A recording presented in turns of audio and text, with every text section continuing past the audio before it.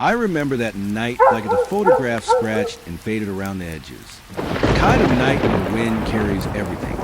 Every distant howl, every rustle of leaves, straight to your ears. I was driving the back roads near Millstone, the moon half hidden behind clouds that made the woods look like shadows stacked against each other. My cruiser's lights cut through the darkness, but only just. You get used to blackness. You get used to silence. Mostly, I wasn't on anything urgent. Routine patrol. Just me, the hum of the engine, and the occasional call from dispatch. But then I saw it, blue and red flashing, swaying gently in the night, sitting at a crooked angle in the middle of the road. A squad car. My stomach tightened before my brain could even tell me why. I slowed, my own lights dancing against the empty tarmac. The car, Unit 12, I would later find out, was still running. Lights flashing, engine humming softly. No one inside. I parked a few feet back, cut the engine, and stepped out. The air was thicker than usual, damp with the smell of wet earth, leaves, and something faintly metallic like old blood. My boots made a muted crunch on the gravel. I circled the cruiser slowly, flashlight tracing the outlines. Doors closed, windows intact, no signs of struggle, nothing, and yet something felt wrong. I leaned down to the driver's side window. The glass was cold, the reflection of my flashlight slicing across it. I tapped gently. Nothing. I tried the door handle. Locked. I muttered under my breath. A reflex. A prayer almost that someone had just gone for a walk or, God forbid, run for help, but there was no sign of life. I radioed it in, keeping my voice low, careful not to let the night swallow my words. Unit 12, found abandoned, lights still flashing, no one inside. Check for dispatch record. The crackle of static was my only answer. No one immediately responded, just a faint hiss in my earpiece. That familiar void of nothing that always makes your skin crawl. I moved around the car again. Something about the way the headlights reflected off the wet road. It was almost like the car was watching me back. My reflection in the glass flickered as I passed. I shook my head, tried to laugh it off, but the sound fell hollow. Even the wind seemed to pause. I checked the back seat. Empty. Everything seemed normal. The equipment, the radio, the little notebooks tucked behind the seats. But there was an absence of the person who should have been there. A presence that wasn't there. I knew it before I saw anything. A creeping feeling at the base of my skull, like something cold had leaned too close to whisper in my ear. I backed away, keeping my flashlight on the cruiser, and radioed again. Dispatch. Unit 12, still no sign of officer. Can you confirm last call? My fingers tightened around the mic. Static answered me first. But then, faintly, a voice. I froze. It wasn't clear. Hard to place. It could have been the wind through the trees, the way leaves rubbed together. But it sounded like words. A syllable, almost. My name? I thought I heard my name. Did you hear that? I whispered, more to myself than to dispatch. No reply. Just the night, waiting, patient. I circled the cruiser one last time before deciding to open the driver's side. Keys were in the ignition. That didn't make sense. Whoever had left it hadn't meant to come back. Whoever had been inside had gone. I pulled the keys, sat in the seat, engine off, and looked at the dash. Everything normal. The radio, though, it clicked faintly. Static. Whispering. I leaned closer. Then a detail caught me. A notebook, slightly open on the passenger seat. I reached for it. Page turned on its own. My hand hesitated. Hovering over the paper, a scribbled note, rushed, jagged letters. Don't look. My pulse jumped. I laughed, nervously. No one could be here. Just the empty cruiser. But the words, they weren't typed or printed. Someone had written them. Or had they? I turned slowly, checking behind the car. Nothing. Trees, darkness, and a long, lonely road stretching in both directions. No footprints. No tracks. Only the lights flashing blue and red, relentless and accusing. I got back in the car, trying to steady myself. I called again over the radio, louder this time. Unit 12. This is checking location. No sign of officer. Anyone else near? Silence. A hiss of static. And then that faint whispering again. My name. Always my name. The thing about the dark is how it bends time. A minute feels like an hour like a lifetime. I sat there too long, too aware of every rustle, every creak of the cruiser as it cooled. My mind tried to rationalize it. Maybe the officer had gotten out, wandered into the woods, called for help from a phone. But the road was miles from anything. No houses, no lights, nothing. Only dark, empty trees. Then movement, not in the trees, not even in the road, inside the car. I swear it, the notebook rattled, just a little like a soft tap. My stomach dropped. I reached for it again. This time, I touched it and it stopped. I sat frozen, staring at it, listening to the night, listening to the silence that wasn't really silence. My hand shaking, flashlight swinging slightly, shadows dancing across the cracked windshield. That's when I realized I wasn't alone, not in the conventional sense. No figure, no shape, just the feeling, watching, waiting, breathing in the same dark air. And my name again, faint, almost regretful, almost playful. I called it out. Unit 12? Anyone there? My voice cracked. I sounded small, foolish. Empty road, empty cruiser. Just me, just the night. And that whisper. I didn't stay long after that. I drove back slowly, eyes on the rearview mirror, ears straining for anything out of place. Every shadow looked like a person. Every sound made my hands tighten on the wheel. Dispatch had me on the radio, voice tense, asking what I found. I tried to explain, tried to make sense of the emptiness. But words fail when the quiet is alive. By the time I left Route 9 behind, the memory of the car stayed with me. Blue and red lights flashing endlessly. The feeling of being watched, the notebook on the seat, the whispering, repeating my name even as I drove into town. I filed a report, noted every detail I could, but I knew it wouldn't capture the night fully. No report ever could. Weeks later, I drove that road again. Nothing. Empty, quiet, as if the cruiser had never been there. No lights, no engine, no whispering, just the road, stretching patient, waiting. And I knew, in that quiet, that it wasn't gone. Not really. Unit 12 wasn't just missing. Something about it lingered. Something patient, aware, and very much alive in the darkness. Sometimes, when the wind shifts just right, I swear I can still hear it. My name, repeated softly, carried over the asphalt, over the trees, into the places where no one else listens. I never stopped driving those back roads, but I never stayed in one place too long either. The night likes to follow, and I have a feeling it remembers me, just like I remember that empty cruiser. The night after finding Unit 12, I couldn't shake it. Not the cruiser itself, that was just a car, but the feeling, the way the darkness seemed to stretch, patient, aware. I stayed late at the station, trying to organize my notes, but my radio kept me on edge. Usually it's a tool, a lifeline. Tonight, it was something else. Static. At first, it was the usual hiss, nothing unusual. But then, I heard it, a word, or maybe just a sound shaped like one. My name. I froze, hand hovering over the microphone. Unit 12, this is anyone there? My voice was low, careful, almost afraid to disturb the air. Nothing. Static again. But faintly, I swear, a syllable curled through it. I rubbed my temples. Stress, adrenaline, sleep deprivation, it had to be that. Yet it wasn't just a random crackle. It was deliberate, measured, waiting for me to notice. I leaned back, eyes on the small radio display. The channel was idle. Nothing on the logs. No transmissions. Yet my name whispered through the speaker again, soft, elongated, almost like someone speaking underwater. I gripped the desk edge, trying to steady my racing heart. Okay, I muttered, "You're imagining it. You are."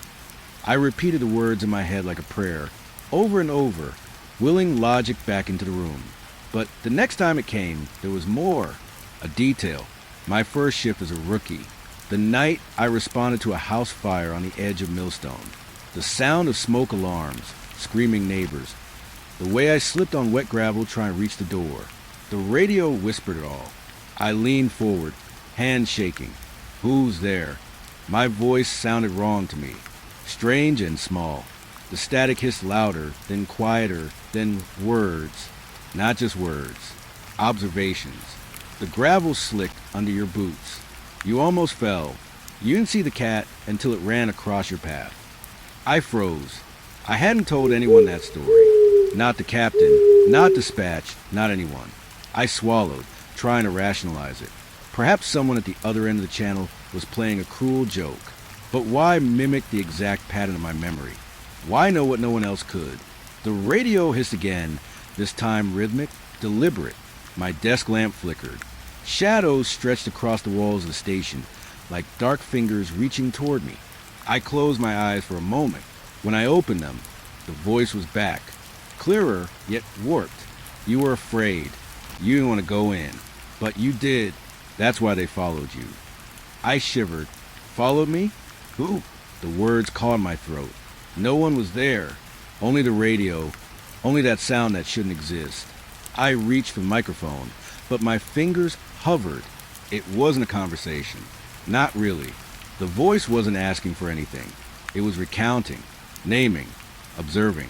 Everything I had tried to keep private. Every mistake. Every small fear. Every quiet moment no one else noticed. The hum of the fluorescent lights above seemed louder, more deliberate. I could hear the rustle of paper, the slight creak of the chair behind me. But I was alone. I told myself that over and over. I glanced at the clock. 2:13 a.m. The world outside was black, the parking lot empty. Only the echo of my own breathing, heavy and uneven, and the radio whispering. It began to describe my family home, my childhood bedroom, the faded wallpaper, the old desk with pencil marks carved into it, the loose window latch that never stayed closed. How can anyone know? No one else had been there in decades. I froze. My pulse rattled in my ears. Who is this? I whispered, not to the radio, not to myself, just out loud, as if speaking could anchor reality. The reply came in fragments, distorted. They watched, always, through cracks, through doors, waiting for you to grow, waiting for you to leave. I leaned back, chair scraping softly against the floor. My stomach turned. The hairs on the back of my neck prickled. Something cold brushed against my spine, though no one was there. The radio hissed again, faint static, then words. You thought you left them behind. You didn't. They never left. I wanted to scream. I wanted to throw the radio across the room, but I couldn't. Something rooted me in place. My mind felt split, half desperate for logic, half drowning in the impossibility of the moment. I tried calling the dispatch channel, another channel, anything. Static answered. Always static. Always that faint echo of my name lingering at the edges. I thought of Unit 12 again. Empty cruiser, engine running, lights flashing. The same awareness, the same silent watching. I realized then, with a sinking feeling, that maybe it wasn't just a car. Maybe it wasn't just a voice. Maybe this was something that followed, something that noticed, something patient. The radio whispered a name I hadn't heard in years. My first sergeant, dead, deceased for nearly a decade. And yet, it spoke of him as if he were sitting across from me. The words he supposedly said, the lessons he gave, memories only I could remember. I put my hands over my face, trying to steady myself. My chest burned. My throat ached from unshed words. Every instinct screamed to run, to leave, to pretend I never heard any of this. But I couldn't. I couldn't unhear it. Then, faintly, a laugh. Not human. Not really. Somewhere between static and breath. You are alone, but not alone. The words echoed in my skull as much as through the radio. The desk felt colder. The shadows heavier. My own heartbeat thrummed so loud, I thought it would shatter my skull. I forced myself to reach for the logbook, to write something, anything, details of the call, of the voice, of my reaction. The pen trembled in my hand. The radio hissed as if laughing at my efforts. And then what made my blood freeze, I heard behind me, not through the speaker. Not through the radio. Through the room itself. Breathing. Slow. Intentional. Something in the corners. Something waiting. Listening. Breathing. I spun around. Empty station. My reflection stared back from the glass of the window, but something was off. The reflection lingered just a little too long after I moved. A shadow in the reflection that wasn't in the room. Static again, low and menacing. My name, and something else. You remember. You always remember. I slammed the radio off. Silence. Absolute, trembling silence. My hands shook. My chest rose and fell. But the whispers didn't leave. Not really. Even without the device powered, I could hear them, echoing faintly in the folds of my memory, replaying every detail, every observation, every fragment of my life I thought private. I didn't sleep that night. Couldn't. Every creak of the station, every hum of electricity, every distant howl of a dog sounded like it could be my name, drawn out impatient. I left the building at first light, keeping my eyes to the ground, ignoring the road, ignoring the wind that seemed to follow me. Weeks later, I double-checked the logs. Nothing. No record of any call. No transmission. No channel activity. Just silence. And yet, I know what I heard. I know what it said. I remember every word, every inflection, every whisper. Sometimes, when I'm alone, working a late shift, I swear I hear the faint hiss of that radio. A whisper of my name curling to the static like smoke, curling around the edges of my thoughts, not through the device, not through any tangible medium, but in the room, in the air, in me. And I know, even if I turn everything off, even if I run far away, it remembers, knows, observes, patiently waiting for the next time my attention falters, for the next time I let the night stretch its hands toward me. I've learned to live with it, to nod and pretend it's nothing. But I can never unhear the radio. The whispers, the way the darkness now feels alive, informed, aware of me. And I know one day I will hear my name again. And when I do, I will understand that the voice was never coming from a machine. It was coming from me all along. I started that night thinking it would be just another patrol. Quiet roads. A few stragglers heading home. Maybe the occasional deer leaping across the highway. Nothing unusual. I drove slowly to the back roads, fog clinging to the trees, soft enough to make the headlights feel dim and weak. It always feels different at night out here, like the darkness is breathing with you, not around you. I was near the edge of the old Pinecrest woods when I first saw it, just a flicker at the corner of my eye, a shadow crouched between the trees, or maybe just standing there, too dark to make out anything, but heavy, deliberate. It moved in a way that made the hair on my arms rise. I slammed the brakes gently, the tires squealing against the asphalt, but careful not to draw attention to myself. I wasn't sure what I expected. Another drunk kid, maybe a stray dog, but this wasn't any shape I recognized. I stepped out of the cruiser, boots crunching softly on the gravel, my flashlight cut through the fog, sharp and trembling in my hands. The shadows shifted, just enough that I could tell it wasn't a trick of the trees. It didn't run, didn't even move like an animal. It just waited, watching. "Hello," I said, my voice rougher than I realized. "You lost?" No answer, only the fog curling through the treetops, cold and wet against my face. But the feeling, like something was staring right through me, was so heavy I could almost hear it breathing. My pulse picked up, but I forced myself to stay calm. Stay in control. That's the first rule. Do not let the unknown break you. I took a step forward. Another. The shadow moved again, slow, deliberate, almost floating, like it knew I was watching. I swept the flashlight, trying to catch more than the vague outline. And every time I got a better glimpse, it vanished. Not into the darkness, not into the trees. Gone entirely. Just nothing, as if it had never been there. I cursed under my breath. What the hell? I kept walking toward where it had been, the beam cutting through the fog. Every footstep sounded louder than it should have, echoing against the trees, against the dark. I half expected it to disappear, leave nothing but emptiness. And yet, it always seemed to linger just at the edge of sight, watching, waiting. I thought about turning back, Part of me screamed to climb into the cruiser, lock the doors, and drive until the road swallowed me whole. But another part, the part that had driven me into this job in the first place, kept me rooted. I had to see it, had to know. That's when I realized something worse. It wasn't hiding from me. It was testing me, measuring, waiting for a reaction. The forest seemed quieter then. Not just quiet, but expectant. The fog thickened, and I could see my breath in the beam of the flashlight, curling and breaking into the shadows. And in those shadows, at the very edge, it moved again. Just the faintest hint of a figure, tall, thin, and possibly dark. Not a man, not an animal. Something that didn't belong. I raised the flashlight higher, scanning slowly, carefully, and suddenly it vanished, like it had never been there. I blinked, shook my head, my heart hammered, but the sense of being watched didn't fade. If anything, it grew. I tried calling dispatch. Unit 7, I see something out here. No, I don't know what. I cut myself off. What was I going to say? That some shadow was lurking at the edge of the woods, disappearing whenever I looked? They'd chalk it up to nerves, to fog, to a trick of the light. But I knew better. I knew I wasn't imagining it.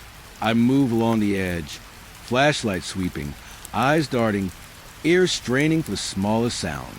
And there it was again, just a corner of the dark, just a suggestion of shape, watching, waiting.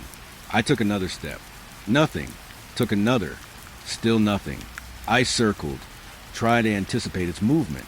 My skin crawled. It was like staring into water too dark to see through. Every movement uncertain, every detail slipping from me the moment I tried to pin it down. And then I heard it. Not a voice, not a growl, a quiet breath, too deep, too slow, echoing through the fog like it came from the woods themselves. My flashlight swung around, catching nothing but trees, mist, and the twisting shadows of branches. I swallowed. My hands shook. I reminded myself, there's always a rational explanation. Always. Could be a man hiding, playing a prank. Could be a deer, caught in the fog, its shadow stretched by the moonlight. Anything but whatever this was. I stepped closer to the edge of the tree-line, heart hammering, and then movement. A step? Or was it a shift of shadow? I don't know, but my mind painted it in the darkest strokes, in shapes too unnatural to be real. I stepped again and it vanished. Not around a tree, not behind a bush. Gone. Absolute silence. The forest had swallowed it. And yet I felt it. Behind me. Ahead of me. Just outside the reach of the flashlight beam. Something aware. Something patient. I took a shaky breath. Tried to convince myself I was overreacting. The shadows play tricks. Fog does weird things. But my gut told me otherwise. My stomach twisted in that familiar way I've learned to trust. Warning. I stood there, gripping the flashlight like a lifeline, scanning. And then I heard it. Not behind me, not in front of me, but all around me, a faint, deliberate sound. Footsteps? No. Too light, too careful. And then the whisper of movement through the trees, rustling leaves like it was gliding over them, not walking. I stepped back toward the cruiser, flashlight trembling in my hands. And then I saw it again, only for a moment. A tall, impossibly dark figure standing between two trees, as still as the fog, as silent as the night itself. And then, gone.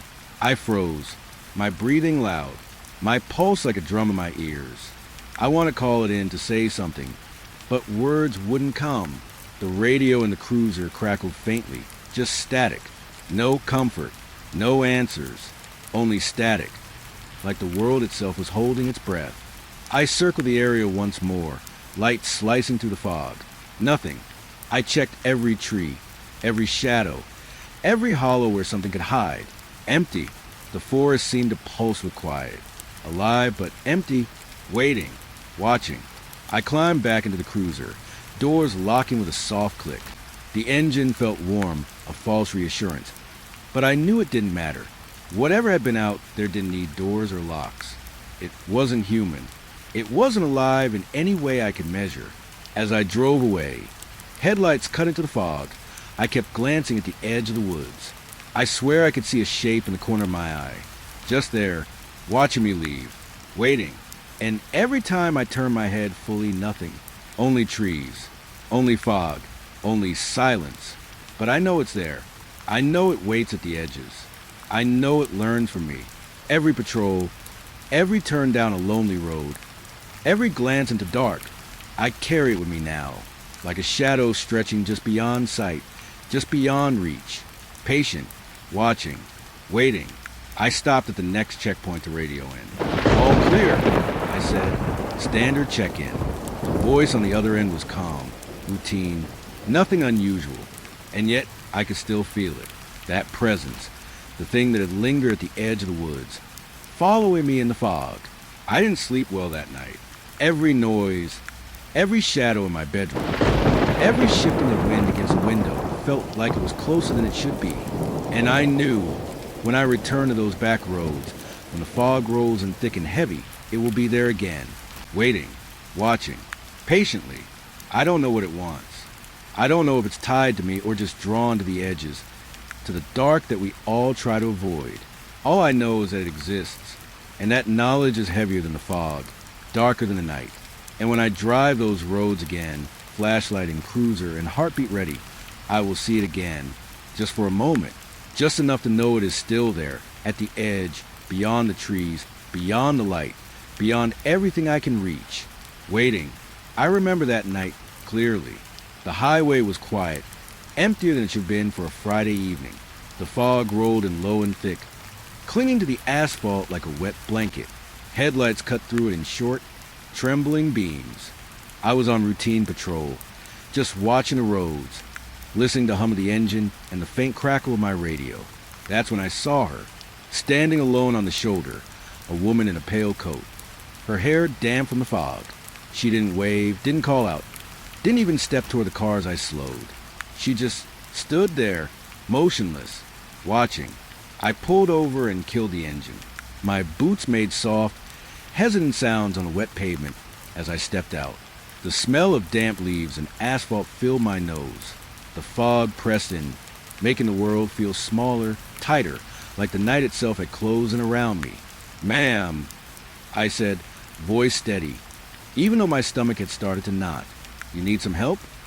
She didn't move, didn't speak, just lifted her eyes toward mine, and for a moment I thought she might blink. But even that didn't happen, just silence. I took a cautious step forward, flashlight in hand. The beam cut through the fog, illuminating her pale face, but her features were soft, almost too smooth. Her eyes were dark, reflective, and impossible to read. The hair sticking to her cheeks and neck made her look like she'd been standing in the rain for hours, though the highway had been empty all evening. "Are you okay? Did your car break down?" Still nothing, not a word. No nod, no shake. Just her standing there, waiting. I motioned to the cruiser. "Come on, let's get you out, Fog. You can't stay here." She didn't move. I felt my pulse start to speed. Something in the way she held herself, so still, so patient, made my stomach churn. I wanted to reach out, touch her arm, guide her to the car, but a part of me hesitated. Something didn't feel right. Before I could think further, she stepped back. Not quickly, not like she was fleeing, just back. And in that moment, she seemed almost unreal, as if she were part of the fog itself. "Hey, wait," I called, taking another step forward. Nothing. She wasn't behind a tree. She wasn't hidden in the fog. She had just gone. The spot where she had been was empty. My flashlight swept over the shoulder and the wet asphalt, but there was no sign of her. No footprints. No scuff in the gravel. Nothing. I froze. My mind tried to make sense of it. Maybe she had ducked behind the guardrail. Maybe she ran into the trees. But the fog was thick, wet, and heavy. Any movement would have been visible, and yet nothing. I called it in over the radio.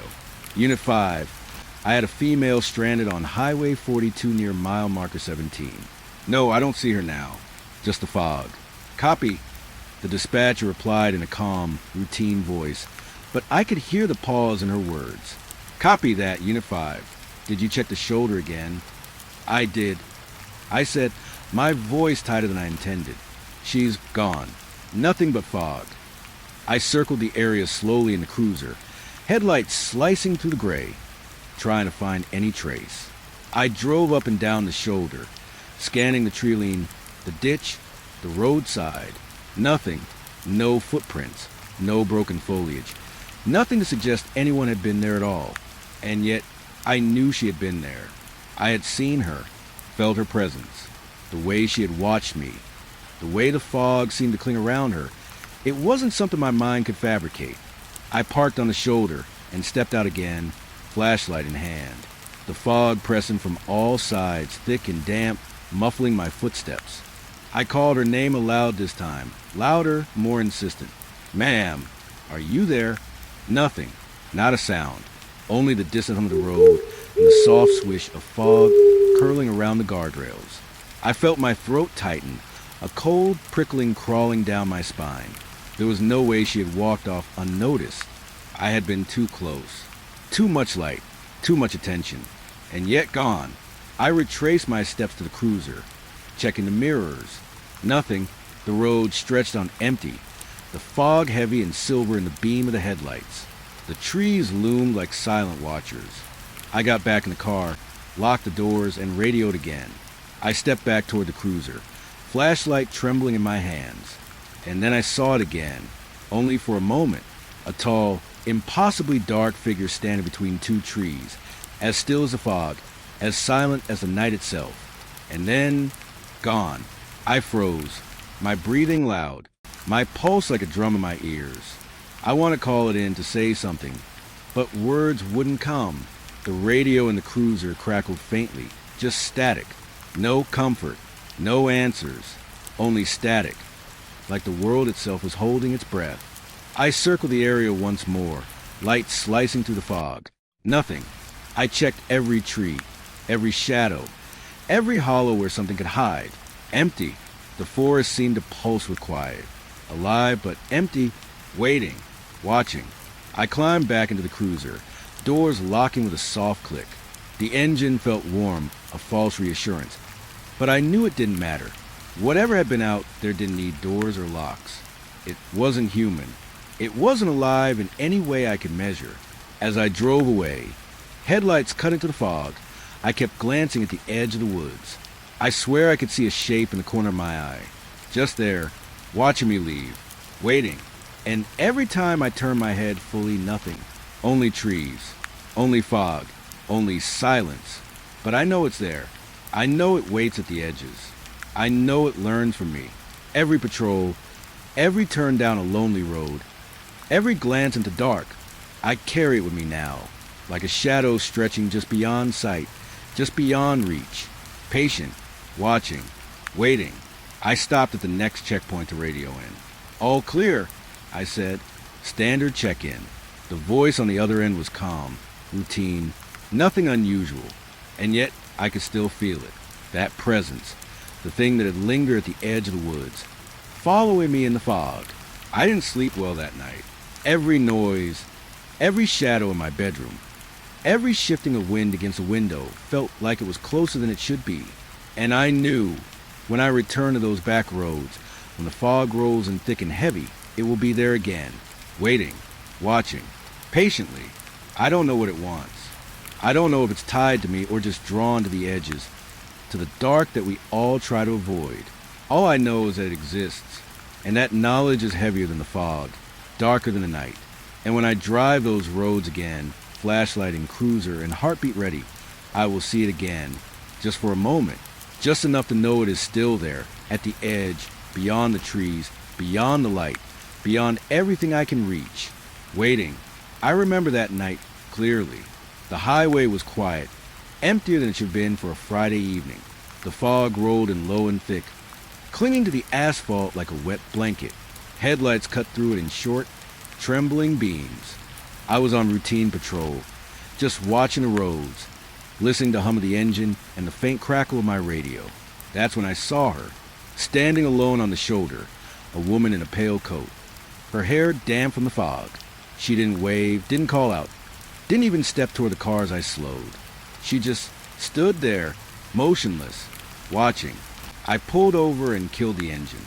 My boots made soft, Hesitant sounds on the wet pavement as I stepped out. The smell of damp leaves and asphalt filled my nose. The fog pressed in, making the world feel smaller, tighter, like the night itself had closed in around me. "Ma'am," I said, voice steady, even though my stomach had started to knot. "You need some help?" She didn't move, didn't speak, just lifted her eyes toward mine, and for a moment, I thought she might blink. But even that didn't happen, just silence. I took a cautious step forward, flashlight in hand. The beam cut through the fog, illuminating her pale face, but her features were soft, almost too smooth. Her eyes were dark, reflective, and impossible to read. The hair sticking to her cheeks and neck made her look like she'd been standing in the rain for hours, though the highway had been empty all evening. "Are you okay? Did your car break down?" Still nothing, not a word. No nod, no shake. Just her standing there, waiting. I motioned to the cruiser. "Come on, let's get you out, Bob. You can't stay here." She didn't move. I felt my pulse start to speed. Something in the way she held herself, so still, so patient, made my stomach churn. I wanted to reach out, touch her arm, guide her to the car, but a part of me hesitated. Something didn't feel right. Before I could think further, she stepped back. Not quickly, not like she was fleeing, just back. And in that moment, she seemed almost unreal, as if she were part of the fog itself. "Hey, wait," I called, taking another step forward. Nothing. She wasn't behind a tree. She wasn't hidden in the fog. She had just gone. The spot where she had been was empty. My flashlight swept over the shoulder in the wet asphalt, but there was no sign of her. No footprints. No scuff in the gravel. Nothing. I froze. My mind tried to make sense of it. Maybe she had ducked behind the guardrail. Maybe she ran into the trees. But the fog was thick, wet, and heavy. Any movement would have been visible, and yet nothing. I called it in over the radio. "Unit 5, I had a female stranded on Highway 42 near mile marker 17. No, I don't see her now. Just the fog." "Copy," the dispatcher replied in a calm, routine voice, but I could hear the pause in her words. "Copy that, Unit 5. Did you check the shoulder again?" "I did," I said, my voice tighter than I intended. "She's gone. Nothing but fog." I circled the area slowly in the cruiser, headlights slicing through the gray, trying to find any trace. I drove up and down the shoulder, scanning the tree line, the ditch, the roadside. Nothing. No footprints. No broken foliage. Nothing to suggest anyone had been there at all. And yet, I knew she had been there. I had seen her, felt her presence, the way she had watched me, the way the fog seemed to cling around her. It wasn't something my mind could fabricate. I parked on the shoulder and stepped out again, flashlight in hand. The fog pressing from all sides, thick and damp, muffling my footsteps. I called her name aloud this time, louder, more insistent. "Ma'am, are you there?" Nothing, not a sound, only the distant hum of the road and the soft swish of fog curling around the guardrails. I felt my throat tighten, a cold prickling crawling down my spine. There was no way she had walked off unnoticed. I had been too close. Too much light, too much attention, and yet gone.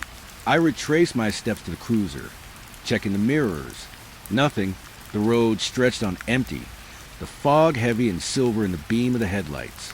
The trees loomed like silent watchers. I got back in the car, locked the doors, and radioed again. "Dispatch, Unit 5. Negative contact. Subject vanished. Shoulder clear. Requesting advise." There was a longer pause this time. I could hear the faint rustle of papers on the other end. "Copy that, Unit 5. If the subject appears again, call back immediately. Otherwise, proceed with patrol." I repeated the patrol, driving slowly, scanning every curve, every tree line, every flicker of fog. And through it all, I couldn't shake the feeling that she was still there, just beyond the reach of sight, waiting, watching. Every time I passed the spot where she had stood, I felt the weight of her eyes on me, though there was nothing to see. Every shadow seemed heavier, thicker, darker than it should have been, and every gust of wind whispered, like it was carrying her presence through the trees. By the time I returned to the station, my hands were cold, my stomach still twisted, and my pulse ragged. I logged the call, described the situation exactly as it had happened. Stranded female, pale coat, no response, vanished before assistance could arrive. The supervisor glanced at me as I finished typing. "Anything else?" he asked. "Nothing," I said, but my voice sounded hollow even to me. I didn't tell him about the way I had felt her watching me, the way the fog seemed to shift when she moved, the way the silence had been too quiet, too intentional. How could I explain that? They'd laugh it off, write it as nerves, mistaken identity. Later, when I replayed the patrol in my head, try and convince myself it was some sort of trick, some ordinary explanation, I realized something worse. She hadn't left. She couldn't have. She wasn't hiding. She had just stepped out of our reality for a moment, walked between the spaces we can't see, and the thought of it made my stomach turn all over again. I drove home that night slower than usual. Every rustle of leaves, every flicker of shadow in the fog, every passing car made me tense. And though the road was empty, I felt the weight of someone or something walking alongside me, just out of sight, not moving fast, not chasing, just keeping pace. I kept checking the rearview mirror. Nothing, only the faint glow of my taillights in the fog behind me. But the feeling lingered, that same weight on my chest, that same shiver at the base of my neck. The certainty that she hadn't left at all. She had just vanished in a way that didn't obey any rules I knew. I tried to sleep, but the images stayed. Pale coat, damp hair, eyes too dark to read, standing alone on the edge of the fog, and that impossible stillness, as if she weren't waiting for help, but waiting for me. The next morning, I drove past the same stretch of highway during the day.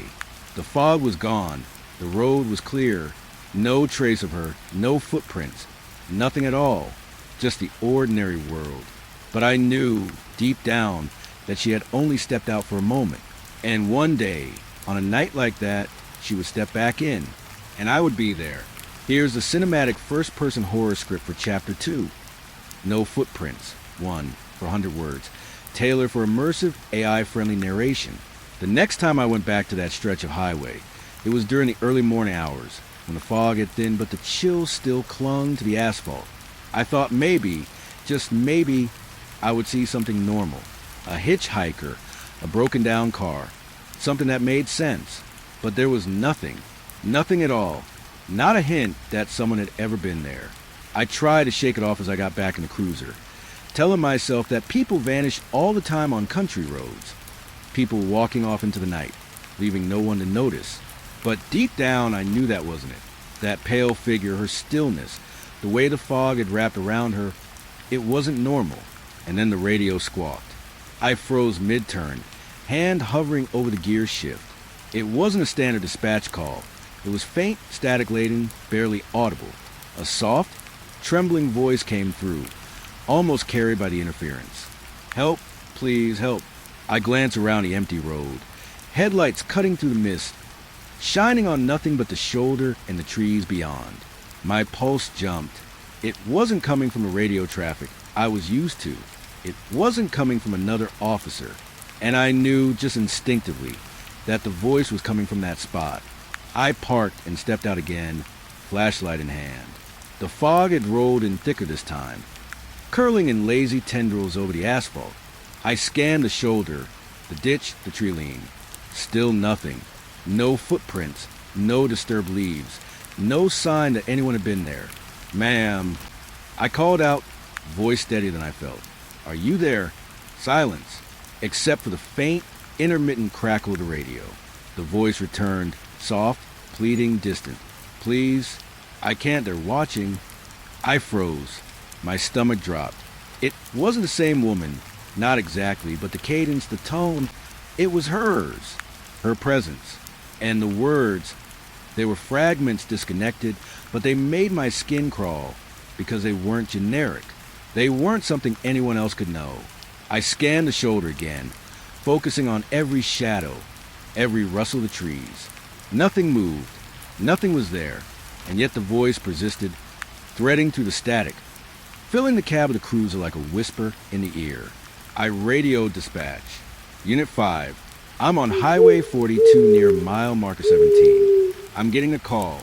No, not from the system. It's just the voice. Repeat, just a voice. Can you confirm anything? The dispatcher's calm voice came back after a pause. Unit 5. All clear on our end. No calls showing from that location. Are you sure you're hearing it correctly? I'm hearing it fine, I said, but my voice betrayed the tension I felt. It's coming from the shoulder. I can feel it. It's there. I hung up and sat in the cruiser for a moment, trying to steady my breathing. The fog pressed against the windows, and the faint crackle of the radio didn't stop. Even with the volume low, the voice seeped through. Please? I can't. They're watching. I stepped out again, flashlight sweeping over the shoulder and the tree lean. The ditch was clear, the guardrail intact, the gravel undisturbed. No footprints. Nothing. It was impossible. And yet, I knew what I had seen the night before. I had seen her, felt her presence. And now, in the soft dawn light, the air seemed heavier, quieter, waiting. The voice on the radio shifted. Not louder exactly, but more urgent, more directed. Officer, you're here. I froze mid-step. My own name, carried in static, in fragments of a whisper I could barely make out. How could anyone know I was here? Only the woman, only that presence could know. And yet, the radio was dead silent when I touched it. Nothing but a faint hum of power, the dial glowing faintly. I started pacing the shoulder, flashlight scanning the fog, trying to convince myself it was a prank. But the voice returned almost immediately, more insistent now. Don't turn around, they'll see.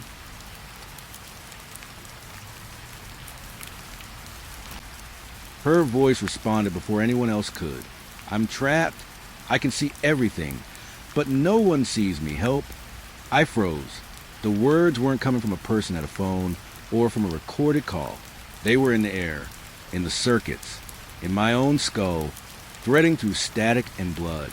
I had no words left, nothing that could convey the horror of hearing someone or something call out for help from a place that doesn't exist. I pressed the console again, trying to locate a source, tracing the signal as if the scratches of a pen on paper could lead me somewhere tangible. But the system reported nothing. Zero. And yet the voice persisted, rising, falling, shaping words that seemed to know my every thought, my every memory. I see your desk, your chair, the coffee you spilled earlier. I felt sweat bead along my hairline. She could not be here. She was gone. She had vanished. And yet, she knew me. She knew every small detail about the station, about my routine, about the chaos of an ordinary shift. My radio crackled, a faint undercurrent beneath her voice. Other officers were calling in, wondering if I was okay. I barely answered, voice tight and shaky. I'm fine, just system interference. Lies. Everything was a lie. She was real, somehow, and she was communicating to the very heart of our network, mocking our inability to see, to help, to reach her. Please hurry before. Her words trailed off, swallowed in static, leaving only the impression of urgency, of fear, of something unspeakable hovering just beyond our reach. I pulled a chair close, sitting rigid, flashlight under the console as I traced the cables, the inputs, anything that might explain the impossible. Every wire led exactly where it should, yet every signal remained perfectly hollow, clean, empty, and yet she persisted. I can see the highway, the ditch, the guardrail, the fog. Tears pricked at the corners of my eyes. I recognized every word she spoke. Every image she conjured was drawn from memory I had the night I first found her on that foggy road. And yet, it wasn't memory. Not entirely. It was present, unfolding, live, and inaccessible.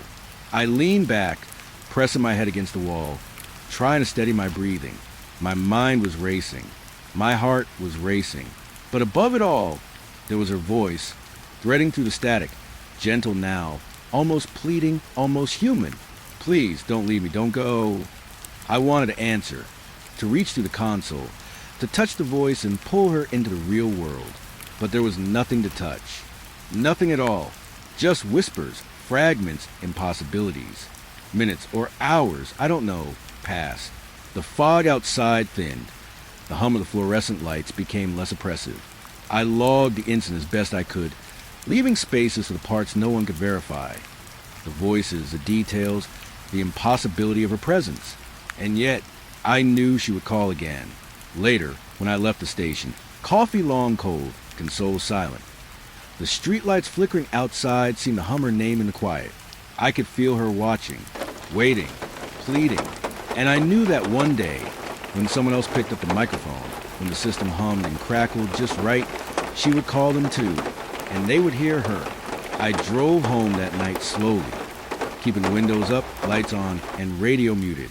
But in the back of my mind, her voice lingered, whispering details only I could know, threading itself into memory, threading itself into fear, until sleep became impossible, until everything familiar felt hollow and wrong.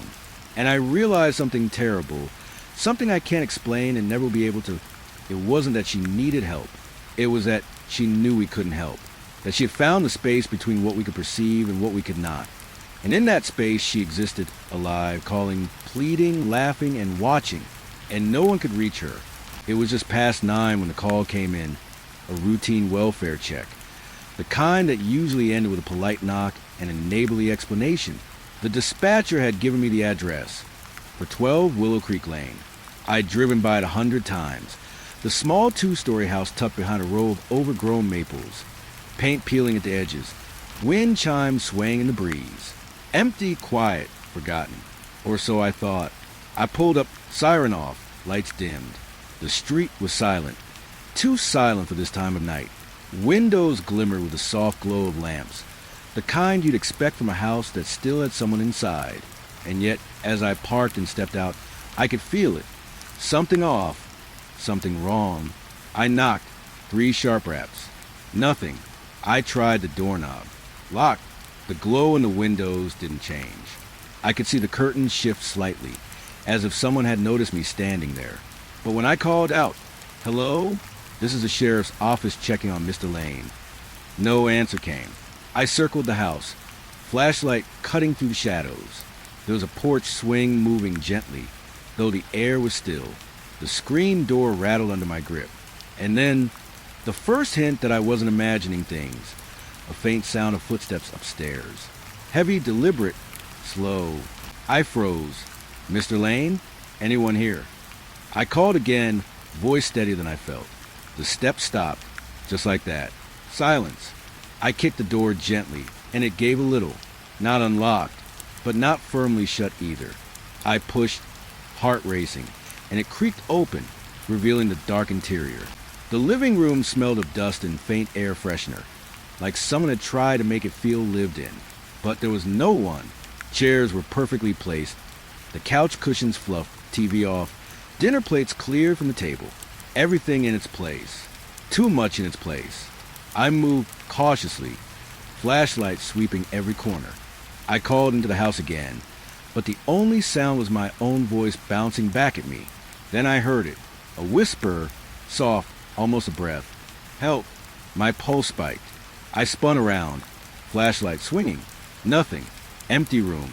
I tried to tell myself it was the wind, a trick of acoustics, something that happens when a house is old and hollow. But there was again, clearer. "Help me!" I froze in the center of the room, every nerve on edge. The whisper wasn't coming from one direction. It was everywhere, from the corners, the walls, maybe even from inside my own skull. My hands shook as I reached for the radio. "Dispatch!" This is Unit 7. "I'm inside the house at 412 Willow Creek. No one's responding. Possible welfare concern." I said, keeping my voice calm. Static. Then a faint response. Not from dispatch. Not really. Something else. Something that carried a weight, a cold familiarity, like a shadow brushing past the back of my mind. I swallowed hard, tried to shake it off. My eyes scanned the staircase. The steps groaned as if someone, or something, had just moved. I took the first step up, flashlight trembling. The hallway stretched before me. Doors closed, shadows pooling at each threshold. I called again. No answer, just silence. Then a soft creak behind me. I whipped around. Empty hallway. And yet, I knew I wasn't alone. I approached the first door on the left. Locked. I rattled the handle. Nothing. The second door, halfway down the hall. I tried next. Closed, but not locked. I pushed gently. The room was empty. Bed made. Dresser drawers closed. A single lamp casting a dim circle of light. But the air was heavy, thick, almost tasting like iron. I could hear my own heartbeat, loud and steady, and then breathing. Not mine. Someone breathing, slow and deliberate. Somewhere in the room. I spun around, flashlight catching nothing. I whispered, "Who's here?" No answer, just a faint rustle of fabric, like someone moving just out of reach. The hair on my arm stood on end. I reached for the radio, hand shaking, and called again. "Dispatch, Static swallowed the words. Then, faintly, a reply not from dispatch. "Please." My stomach dropped. I knew that voice. Not a voice I'd ever heard, exactly, but a tone, a feeling. Someone afraid. Someone trapped. I backed out of the room slowly, every step deliberate. The hallway stretched endlessly, shadows deepening. The whisper followed me. Not behind me, not ahead, but everywhere at once. Help! I made it to the top of the stairs. Flashlight catching the railing. The last door at the end of the hall. I reached for the knob. Cold. I twisted. Locked. A floorboard creaked behind me. I whipped around. Empty, but I could feel it. There was something there, something waiting, something watching. I called into the house one last time. "Sir, if you can hear me, please come to the door." Silence. Then, the whisper, soft and distant, but unmistakable. "Don't leave." I froze, hand on the knob. I could feel the weight of it. The desperation, the fear, the insistence. Not just a person asking for help. Something else. Something older, hungrier, closer than it had any right to be. I backed down the stairs slowly, keeping my flashlight aimed at the hallway. The living room was empty. The swing on the porch no longer moved. The lamps in the windows glowed faintly, as if someone had adjusted them. I stepped outside, heart pounding, and the door shut behind me with a soft click. I stayed on the porch, chest heaving, staring at the house. Windows still glowed. Shadows still shifted, but the street was empty. The night was quiet. Too quiet. I called dispatch again. Unit 7 outside at 412 Willow Creek. House appears vacant. No one contacted. I'm waiting here. Static. Then just a hint of the whisper, carried on the night air, brushing the back of my mind. Don't leave. I drove away slowly, light scanning property one last time. Every time I blinked, I thought I saw a figure in the windows, watching, pale, still silent, not moving, but somehow present. Even now, hours later, sitting at home with the lights on and doors locked, I can't shake it.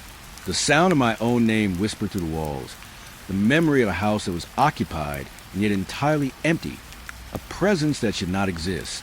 And I know it's still there, waiting, watching, calling, because the moment I stop thinking about it, I hear again in the back of my mind, faint, impossible, don't leave. I stayed in the driveway longer than I should have. Try to convince myself the house was empty, that the whispering was nothing more than imagination. But every shadow in the yard seemed to stretch closer, and the faint glow from the windows was too steady, too purposeful.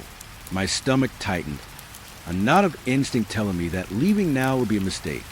I got out again. My flashlight cut a narrow path through the darkened yard. As I approached the front door, the wind had died down, leaving an unnatural stillness. The swing on the porch didn't move this time, but it felt like it should have. The air was thick, humid, pressing against my skin like it had weight. I gripped the doorknob and pushed. The door swung open without resistance. Inside, the air smelled of dust and that faint, sweet undertone I'd noticed earlier, like someone tried to make it smell lived in. I stepped cautiously, radio at the ready, eyes scanning. The living room was exactly the same as I'd left it, the furniture undisturbed, the lamp still casting that faint glow, the TV silent. I tried not to think about the whispering, tried to remind myself that it was empty, but then from above it began, a slow, deliberate creak from the second floor. Footsteps, heavy ones. I froze. My hand gripped the railing tighter. The sound repeated, not hurried, not frantic, but deliberate. Someone pacing, waiting, watching. I swallowed hard, trying to steady my breathing. Hello? My voice sounded small in the empty house. The footsteps stopped. Then, just as I started up the stairs, they moved again closer to the top. Each step made the floorboards groan in a way that sounded deliberate, like the person or thing was aware of me, tracing me, studying me. I climbed slowly, one step at a time, flashlight illuminating the hallway at the top. Every door along the corridor was closed, but I could hear it moving behind them. One door at the far end rattled softly, then went silent. My heart pounded in my chest. I forced myself to focus, to keep the beam steady. The hall stretched before me, shadows pooling in the corners, and then I noticed it, the faint outline of a door frame across the hall, where shadow moved inside. Not a trick of the light. It shifted as if someone were standing just behind it, breathing, waiting. I reached the first door on my right. Locked. I jiggled the handle. It didn't budge. Then I tried the next. Closed, but unlocked. I pushed gently. Empty. Bed made. Dresser drawers shut. Lamp casting a soft circle of light. But the air felt different. Heavier, warmer. Like it had been exhaled by something just moments before. And then I heard it. Slow, steady breathing. Not mine. I froze, holding my flashlight tight. The sound came from somewhere in the room, but not near me. The bed didn't move. The dresser didn't move. I whispered, "Who's there?" Nothing, just the breathing. And then a faint creak, like someone had stepped closer. I spun the flashlight around. The beam caught a shadow moving just outside the door against the wall. Impossible, quick, fleeting. My stomach dropped. Dispatch, Unit 7, upstairs, possible intruder. I said into the radio, trying to keep my voice steady. Static answered. Then a faint hiss, almost like a whisper. Don't. My pulse spiked. I flicked the radio off, listening. The breathing continued, deliberate, paced. Not hurried, not scared, but deliberate, like it belonged there. I moved down the hall slowly, flashlight searching for source. The air grew colder, prickling the back of my neck. My eyes caught the edges of the doors, faint movements in the shadows that didn't belong. And then it happened. Footsteps directly above me, moving across the ceiling of the hallway. Slow, heavy, as if someone was pacing just above, waiting. My stomach twisted. I could feel it in my bones. I was not alone. Not upstairs, not downstairs, not anywhere that mattered. I reached the last door at the end of the hall. Locked. I rattled it gently. The sound of breathing stopped. Silence stretched, thick and suffocating. Then a soft knock from inside. I jumped back. My flashlight flickered. The knock came again, slow, deliberate. I whispered, "Who's there?" A faint, almost inaudible reply. "Don't." I felt it then. A presence in the hallway with me. Not a person, not something I could see, but aware of me. My legs shook. My hands shook. I wanted to run, but the hallway seemed longer, the shadows deeper. I pressed against the wall, trying to peer around the corner. Nothing, but the breathing returned, heavier now, closer, like it had stepped into the hallway with me. The air moved, as if something passed through it, brushing against my skin. I stepped back slowly, gripping the railing of the staircase. Each step made the old groan. The breath followed me down the hall, lingering, deliberate. I reached the stairs. Every instinct screamed at me to leave, to get out of that house. But curiosity, or maybe obligation, kept me there. I ascended slowly, one careful step at a time. The flashlight beam jittered, casting long, flickering shadows along the wall. Halfway up, I felt it. Cold air rushing past me, not from an open window or vent. Something exhaled near my neck. I almost screamed, but I kept going. At the top of the stairs, the hallway stretched in both directions. The doors on the left and right were all closed. Shadows pooled in the corners, waiting. I moved toward the first door on the left. Locked. Tried the second door. Closed, not locked. pushed it open slowly. Empty, bed made, dresser drawers closed, lamp glowing, the air heavy, and then the sound. Breathing, closed, deliberate. Behind me, I spun, flashlight cutting across the room. Nothing, but the sense of presence was undeniable. I could feel it pressing in, aware of me. Curious, I whispered, "Show yourself." Nothing. The breathing continued, slow, deliberate near the ceiling. The room grew colder. I backed out slowly, heart hammering. Down the hall, toward the stairs, shadows shifted. Not natural, not human. The air vibrated with it. My flashlight caught movement, just a flicker, but it was enough. Enough to know I wasn't imagining this. The last door at the end of the hall rattled. I froze. The faintest exhale brushed past me, warm and wet, like someone standing right behind me. My stomach nodded. "Please," I whispered. No answer. Just the heavy footsteps above me again, pacing, deliberate, waiting. I retreated down the hall to the stairs. Each step felt heavier, the air thicker. I could feel the house watching, listening, waiting. The breathing followed me all the way down, echoing the empty rooms, impossible to locate, but undeniably there. I reached the living room. Flashlight beam sweeping, nothing moved. Windows still glowing, silent. I could feel the air shift behind me, almost imperceptibly like a sigh. The front door stood ahead, a promise of safety I didn't believe. I stepped outside, chest heaving, radio shaking in my hand. The night was calm again. Too calm. The house loomed behind me, dark, silent. But I could feel it, the heavy presence of footsteps, deliberate, watching, breathing, waiting. Even from the yard, I could feel it, like eyes on my back, following my every move. I climbed into my cruiser, hands gripping the wheel, heart hammering. The house remained, watching, breathing, patient. I drove away slowly, glancing in the rear-view mirror. The windows glimmered faintly. Shadows stretched in impossible directions. And though I didn't hear it this time, I felt it, heavy, deliberate, inside the house, pacing, waiting, aware. I knew I would hear it again, sooner or later. Breathing upstairs, heavy and deliberate, and I would never forget it. Here's the cinematic first-person horror script for Chapter 3. Still inside, 1 for 100 words, tailored for immersive AI narration. I didn't want to go home. Not yet, not after that house. But duty, or maybe stubbornness, pulled me toward my own front door. The cruiser's headlights cut a narrow path through the darkness, but even with them, the road felt too long, too quiet. My hands gripped the steering wheel tightly, knuckles white. The house behind me, the one on Maple Street, should have been empty now. I had walked every hallway, every room, flashlight in one hand, radio in the other, calling it out. Nothing. Empty. Silent. Too empty. But it felt alive. The air in there had felt heavier, almost watching me. And now, I was beginning to wonder if it had followed. Pulling into my driveway, I parked in the faint glow of the porch light. My own house felt smaller than usual, constricting. I stepped out of the cruiser, the cool night air brushing my neck, and for a moment I almost convinced myself that the oppressive feeling, that heavy sense of being observed, had stayed back at Maple Street. But then I noticed the front door. The lock clicked, slow, deliberate. I hadn't touched it. Not yet. I froze. My stomach turned over, every instinct screaming at me.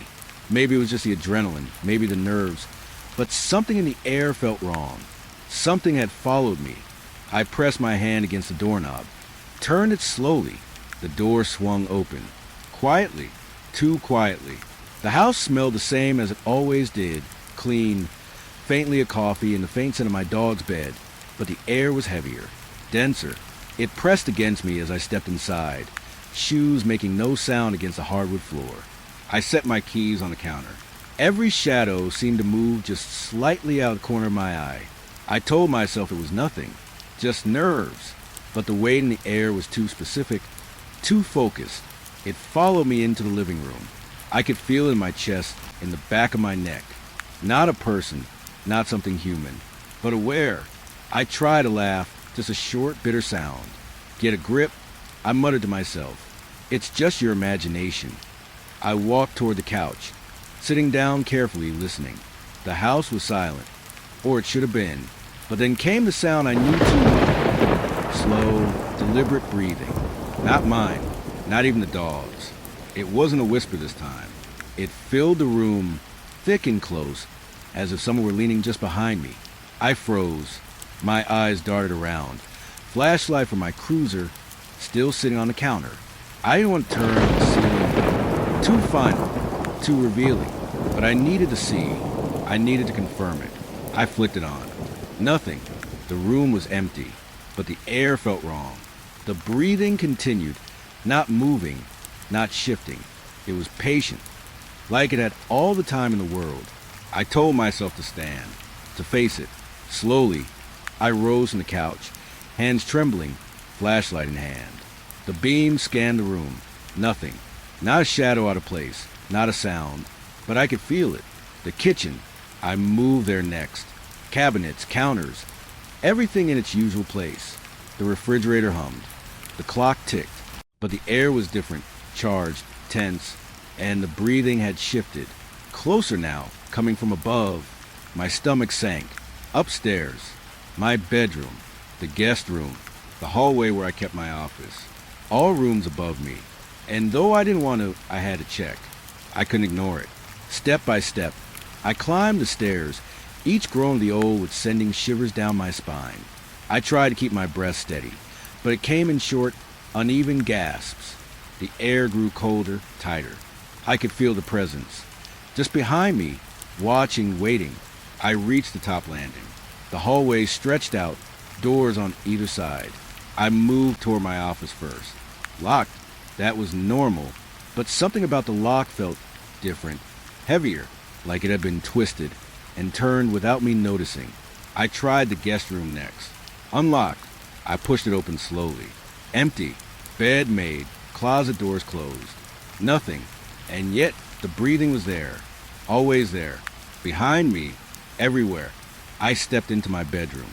My own bed. My own comforter. My own life. But it didn't feel like mine. The room felt alien. Invaded. The air pressed against my skin. Shadows pulled unnaturally in the corners. And then I heard it.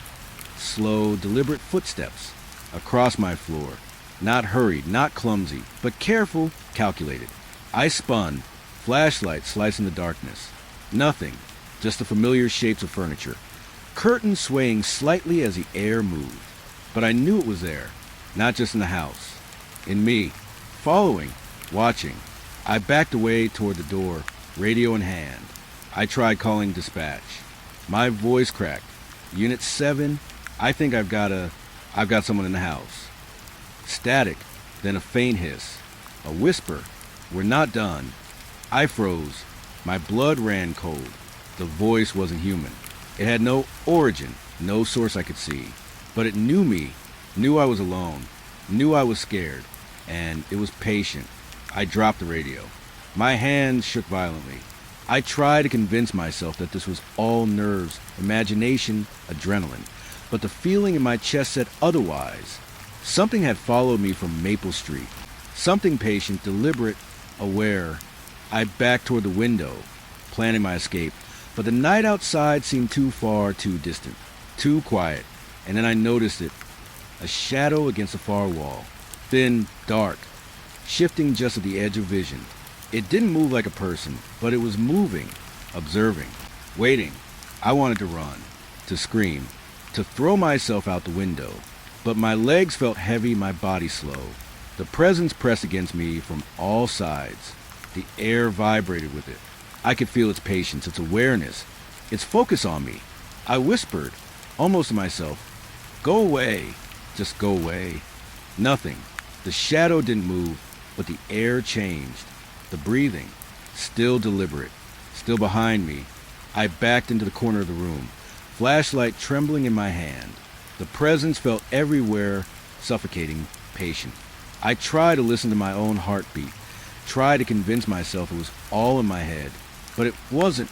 It was too real, too aware, too close. The night stretched on, hours, maybe minutes. I couldn't tell. Every creak of the house, every sigh of the air, every shadow at the edge of my vision made me jump, made my stomach turn. I didn't sleep. I couldn't. The presence remained patient, deliberate, breathing, watching, following. By morning, the sun rose weak and pale, but it didn't matter. The house, my house, didn't feel like mine anymore. It felt invaded, watched. The presence had followed me home. It didn't hide in the corners.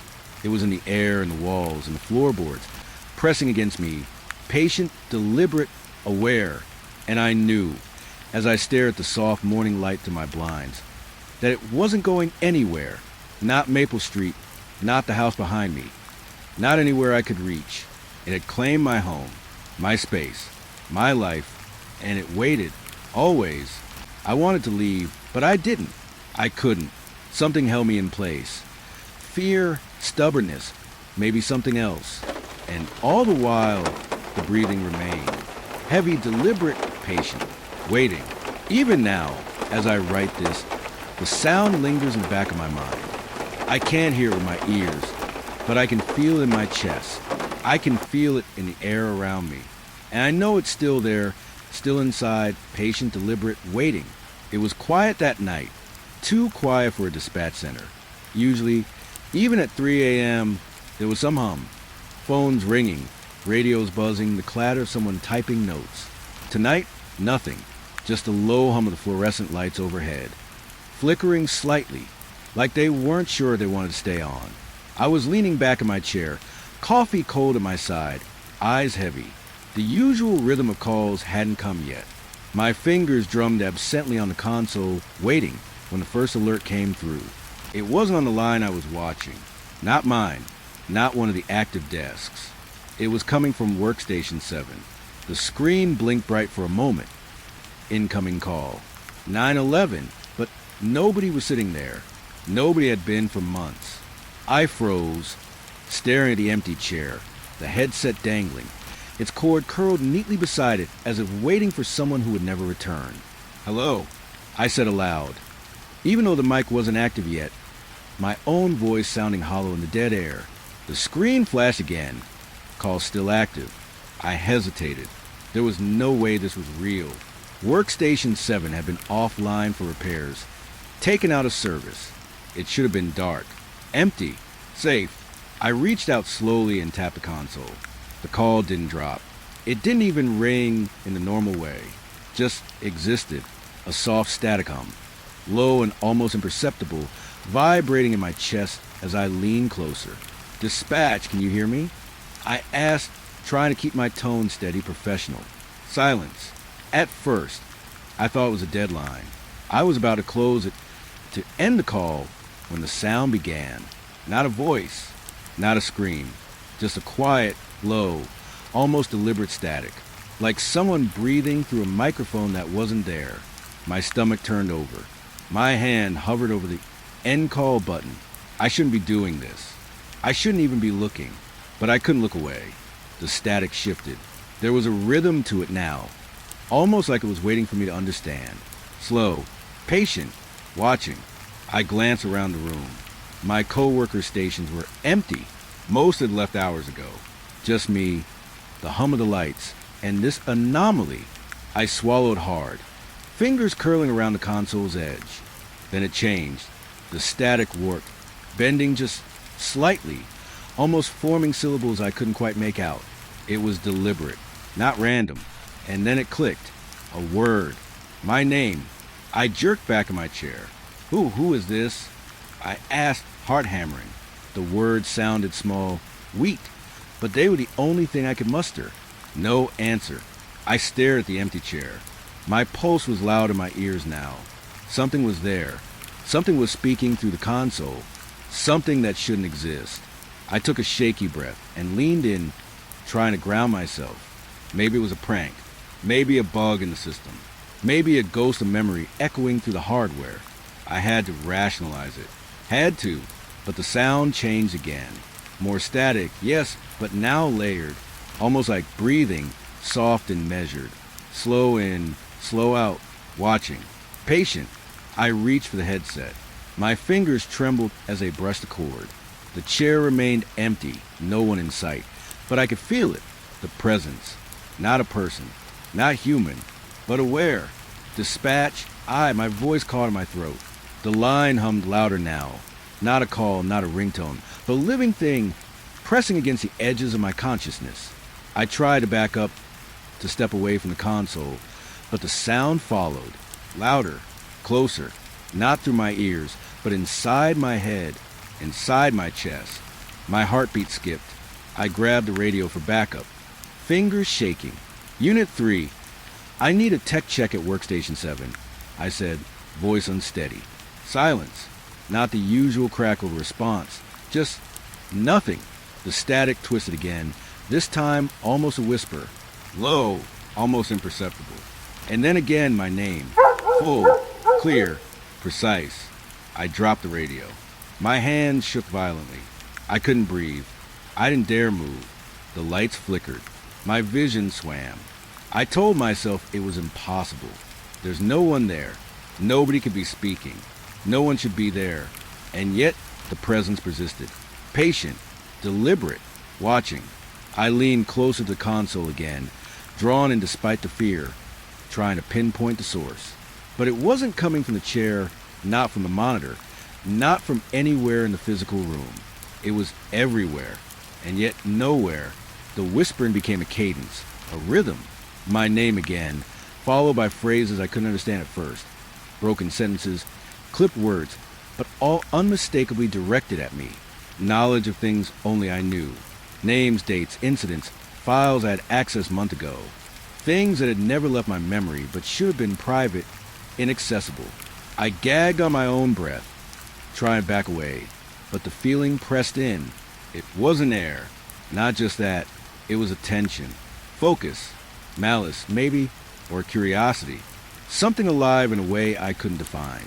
I tried to disconnect the station, tap the end call, pull the power. Nothing. The console hummed, alive. My name again, whispered with a cadence that made my skin crawl. I slammed my hands on the desk. Stop. Stop talking. I shouted. My voice echoed hollowly in the empty room. And then silence. For a moment, I thought it was over. My chest heaving, sweat cold on my back. I stared at the chair. Empty. Still. Innocuous. I tried to laugh, weak and trembling, telling myself it was just a glitch, just nerves, maybe a prank from someone with too much time on their hands. My pulse started to slow, and I let out a shaky sigh. Then the call log blinked. Incoming, Workstation 7. Again, my stomach dropped. The chair remained empty. The headset swung lightly, as if nudged by a breeze that didn't exist. The monitor glowed. The line was live. And the voice came again, whispering through the static, faint but unmistakable. We see you. I stumbled back, falling into my own chair. My hands covered my face. My mind screamed. This wasn't real. It couldn't be. It was impossible. But I had heard it, felt it, known it. The office lights flickered. The hum of the building grew low and deep, resonating with something primal in my chest. The static from Workstation 7 wasn't just sound. It was attention, focus, a living presence inhabiting hardware, reaching through the emptiness, tracing me, reading me. I couldn't move. I couldn't think. I just sat there, trapped by the chair, the desk, the impossible, listening to a voice that shouldn't be. Minutes passed, or hours. I had no sense of time. Each flicker of the fluorescent lights, each subtle hum in the console, felt like a heartbeat counting down to something I didn't want to know. And then I realized it wasn't going away. No power cycle, no unplugging, no rational explanation could stop it. Workstation 7 remained alive, and with it, the voice, the whisper, patient, deliberate, personal. I left the room hours later, long after the sun began to push through the blinds. The line never dropped. The monitor never went dark. Workstation 7 remained, and it watched, always watching. Even now, when I close my eyes, I hear the hum, the whisper, my name, a voice that knows where I am. Even the chair is empty, and I know, deep in my bones, that one day it won't just be a voice. I shouldn't have gone back. I know that now.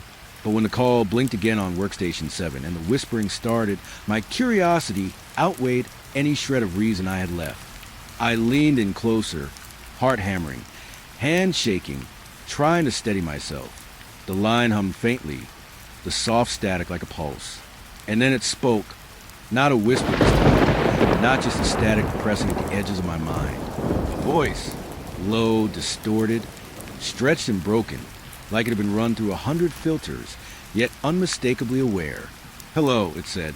My name followed, warped and metallic. Not just spoken. It was drawn out, intentional, aware. I jerked back, nearly falling out of my chair. My breath caught in my throat. I stared at the empty workstation. Empty. There was no one there. Nobody could be talking. Who is this?" I stammered. My voice sounded small and weak, swallowed by the hum of the building. The voice didn't answer right away, just hummed through the static. Then, "I know you." I froze. Every instinct screamed that I should run, that I should hit power, call someone, anything, but I couldn't. Something in me held me there. It was watching, waiting. "Know me?" I croaked. I don't understand." "You do," it said. My name again, soft, deliberate. But this time it was more. Details followed. Things only I would know. Names, events, files I'd handled years ago. Dates, numbers, things that shouldn't have left my memory. But they had. Somehow it knew. I swallowed, dry mouth, heart racing. This isn't possible. There's nobody there.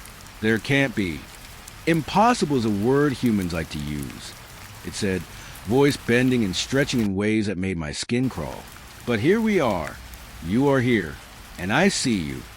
I reached for the headset, trembling, fingers brushing the cord. My hands felt numb. Stop this. I don't. The voice laughed, not a normal laugh, a warped, metallic, echoing sound that seemed to crawl along my nerves. Stop? I haven't started yet. I pressed the mute button, slammed the console's power switch. The screen went dark. The chair remained empty. The room silent, except for the hum of the lights and my ragged breathing. I sank into my chair, trying to collect myself, trying to tell myself it was over, that it had been a glitch, a software error, a prank, anything but what it actually was. Then the console blinked, soft green, like it had never been off. The line reconnected. I told you, the voice said, calm, patient. You cannot leave. I jerked upright, the chair still empty, the headset still dangling, the monitor glowing softly. My pulse thundered. I tried to call for tech support. Hit the radio. No response. Not a crackle, not a click. Just silence. And the voice continued, now in sentences, complete thoughts, still warped, still digital, but aware. Aware of me, of where I was, how I moved, even the little twitch in my left eye I'd always hated. I know what you did last week, it said. My blood ran cold. My hands clutched the edge of the desk. I know who you called. I know who didn't answer. I know the files you hid, and the ones you forgot. I shook my head, trying to make sense, trying to rationalize. This isn't real. This can't be real. Oh, it's real, it said. And this time the words weren't just digital. The room seemed to vibrate around me. The hum of the lights deepened, low and resonant, pressing against my chest like a weight. I am real as your fear. I could feel it then, not just in my ears, not just in my mind, everywhere, watching, waiting, leaning in close without moving, a presence in the air, in the hum of the machines, in the shadows behind the blinds.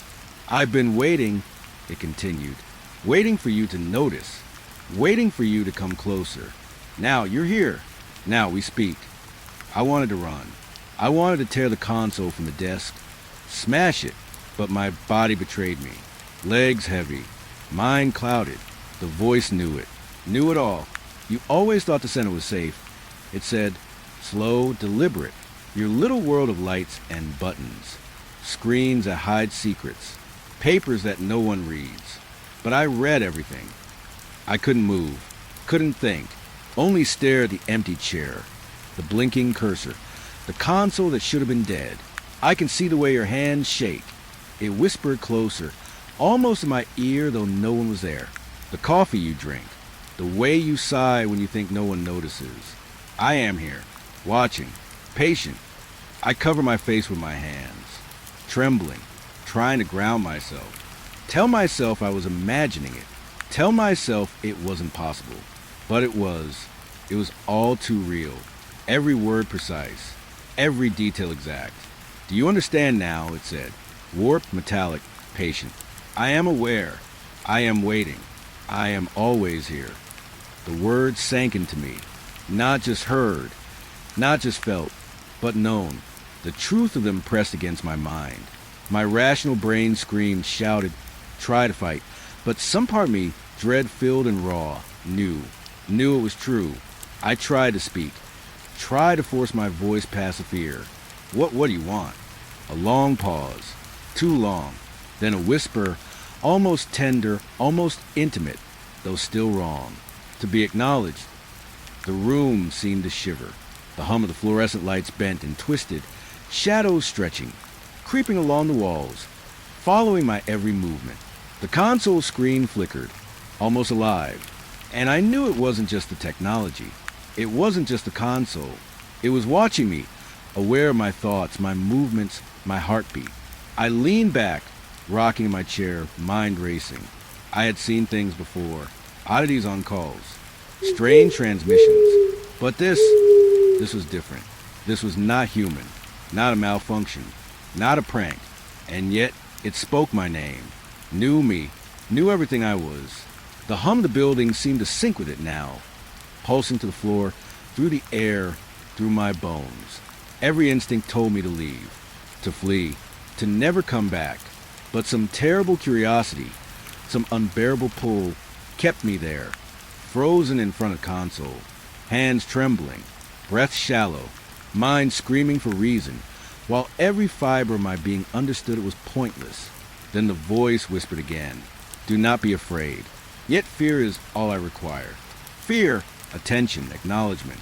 That is enough for now." I couldn't speak, couldn't move, could only sit, trembling, staring at the empty chair, the blinking cursor, the console alive in a way it shouldn't be. And I knew, as surely as I breathed, that this was just the beginning. Not a prank, not a ghost, not a glitch. Something aware, patient, waiting, watching. And I was its audience. I woke to the hum. Not the usual fluorescent buzz of the station's lights. Not the distant hum of highway traffic outside. This was different. Deep, low, resonating in my bones. At first, I thought I was dreaming. Maybe the stress had finally broken me. Nights alone at the dispatch console had become long, endless stretches of waiting, listening to voices that didn't exist, reading reports that didn't seem real by morning.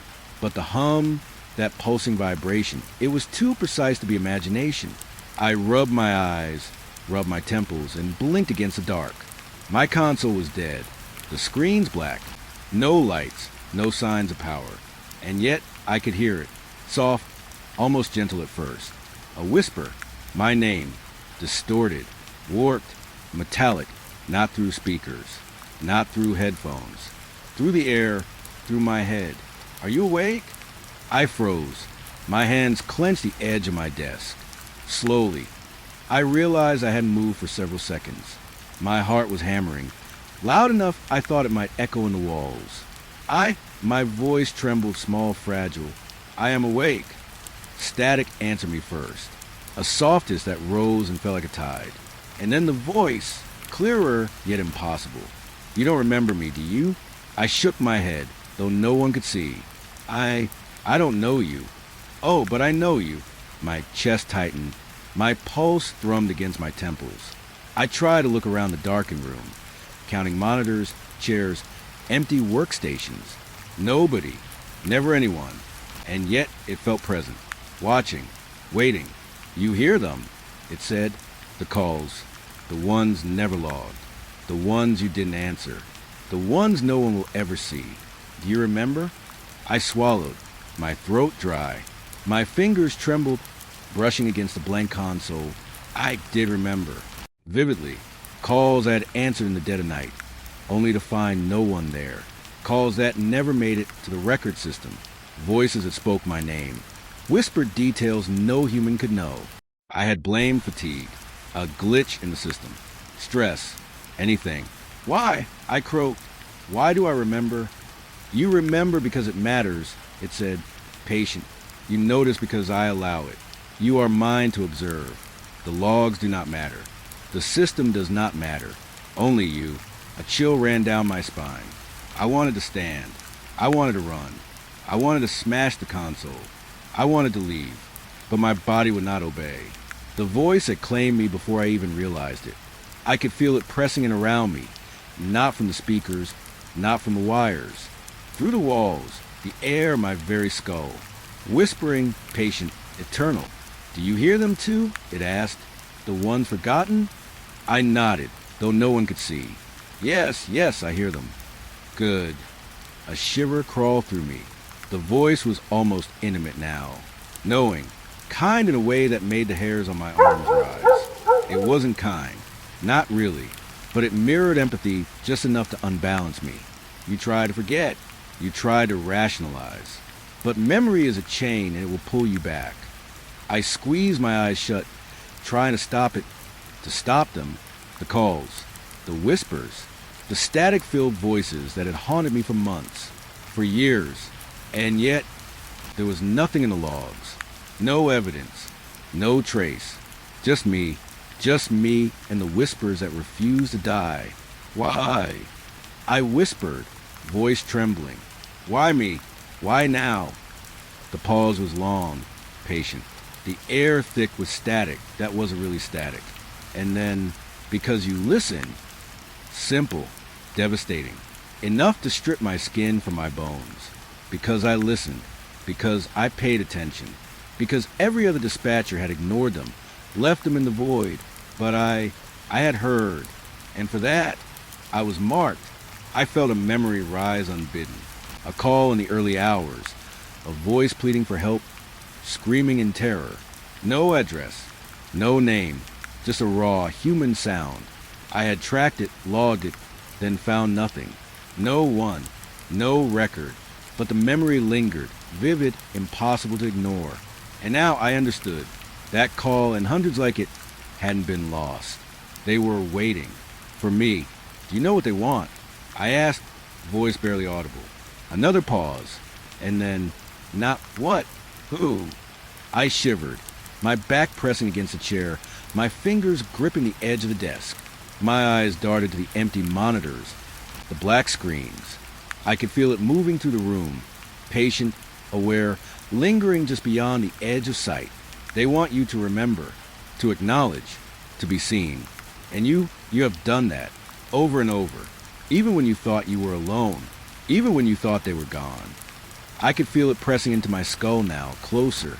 Not pain, not threat, awareness, consciousness in the shadows. Something waiting, observing, patient. I tried to force my mind to retreat, to focus on logic, on reason, but it wasn't a puzzle. It was awareness. It was something alive in the empty space. I whispered, what happens if I ignore them? A soft laugh, metallic, echoing like wind through pipes. You cannot. You will not. They are in the void, and the void is in you. I gasped. The words were true. Every call unanswered. Every silent distress signal. Every missing report. They weren't gone. They had never been gone. They existed in some place outside time, outside the logs, outside reason. And they were aware of me, of my listening, of my attention. I've tried, I whispered, I've tried to forget. You cannot. A wave of nausea swept over me. My hands shook uncontrollably. My stomach lurched. The hum of the room deepened, vibrating in my chest. Static-filled whispers pressed in my ears, brushing the edges of perception, brushing my thoughts, brushing my fear. Names, dates, secrets, things I had buried in memory, things I had sworn never to speak. And yet, here they were, all of them, waiting for recognition, waiting for acknowledgement, waiting for me. Will it ever end? I whispered. The silence that followed wasn't comforting. It was patient knowing, waiting, pressing, and then end? For you? No, but it is not cruel. It is simply what is, what you chose, what you always chose, to hear, to see, to remember. I could feel my head spinning, the edges of reality twisting, not physically but mentally. My own mind seemed to fracture in tiny, invisible shards. I wanted to scream. I wanted to run. I wanted to wake up, but I was awake, and the calls, the voices, the awareness, they were still there. Do you understand? The voice whispered. Yes, I whispered back. I understand. Even as I said it, I knew it didn't matter. Understanding didn't free me. Acknowledgement didn't make it stop. It simply meant I could never unhear, never unsee, never unremember. I sat there, trembling, listening, and the hum of the station, the static of the monitors, the empty darkness of the room, all of it alive, aware, reminded me that I was not alone. Not really. Not ever. Somewhere beyond the logs, beyond the screens, beyond reason, the calls waited, and I would always hear them, because I had listened, because I could not stop, because I was marked, and they were patient, waiting. It was one of those nights where everything feels slower than it should, the kind of night that makes you question whether time even matters. I was alone in the cruiser, lights off, radio quiet except for the occasional hum from dispatch. The air smelled faintly of damp earth and exhaust, a mix that clung to the skin when you patrol these country roads. I had been driving for hours, nothing but black asphalt and trees stretching up like dark fingers into the sky. It was a long, quiet shift, and I was just starting to let my mind wander when the call came in. Not a call. Exactly. A tone, a chirp on the scanner, then silence. I keyed the mic. Unit 12, you copy? Nothing. I shrugged. Must be a glitch. Nothing unusual for a worn-out radio. I flipped the channel and listened, static popping and hissing. The highway was empty, and yet the pulse of the silence was almost heavy, like the air had weight. It wasn't until I reached the turnoff near the old farm road that I saw it. The cruiser, Unit 12, headlights off, but the emergency lights still flashing red and blue, painting the trees in a sickly strobe. My stomach twisted. Something felt wrong immediately. The car was alone. The door ajar, nothing inside. No sign of the driver. I pulled over, the tires crunching on loose gravel. My hands were tight on the wheel, fingers gripping the leather until they ached. I stepped out. The air was colder than I expected, even for this time of year. It bit at my skin. The radio crackled. Just static. Then a faint whisper, almost like a sigh. My name, I thought, but I shook it off. It was the wind. It had to be the wind. I approached the cruiser slowly. The door swung slightly in the breeze, or maybe from the car itself settling. I leaned over the seat, glanced inside. Nothing. Empty. The officer's badge, flashlight, and radio were all there undisturbed. I checked the back seat. The patrol shotgun was locked in place. No sign of struggle. No blood. Nothing. I keyed the mic again, voice low but firm. Dispatch! This is Unit 8. I found Unit 12, abandoned on the county line road near the old Miller farm. No one inside. I'm checking the surrounding area. Silence, then static, then dispatch repeating, copy Unit 8. Proceed with caution. Backup en route. I cursed under my breath. Backup wouldn't get here for at least 15 minutes, maybe more. Out here, 15 minutes is eternity. I started walking around the car, scanning the tree line with my flashlight. Shadows stretched like they were reaching for me. The forest seemed too still, as if it were holding its breath. And then I noticed the footprints. Only a few. One set leading away from the cruiser, deep in the mud, then abruptly stopping, like whoever had been there just disappeared. I froze. My mind raced. Maybe they ducked behind a tree, maybe a ditch. I scanned the area again, but the ground was undisturbed beyond that single set of prints. My stomach knotted. I could feel it. Something wasn't right. Something primal. I radioed dispatch again, voice slightly tighter than I intended. Dispatch, I'm at the location. There are footprints, but they disappear into the woods. I can't see anything. Static, then nothing. The line cut off. I glance around. The woods were dark, alive with shadows. The kind of dark that doesn't belong to night or moonlight. The kind that feels aware. My hands shook as I climbed back into my cruiser. I needed to think, to calm down. The lights were flashing. The tires were wet with mud. Everything was normal, except it wasn't. I flipped on the dome light, checked the seatbelt, the doors, the console. My mind ran over every training drill I'd ever had, run scenarios, missing officer protocols, check the vehicle, sweep the area. But my gut screamed that none of that mattered. Then I heard it, a whisper, soft, like someone breathing just outside the car. I spun, flashlight cutting through the darkness, and nothing, only the trees, swaying slightly, and the flashing red and blue casting everything into surreal patterns. I told myself it was nothing, the wind, my imagination, but the feeling pressing on me, like a hand on my chest. Cold, heavy. I radioed again, voice firm, trying to mask the fear creeping in. Dispatch, Unit 8. I need confirmation. Has Unit 12 checked in since last call? Static, the whisper again.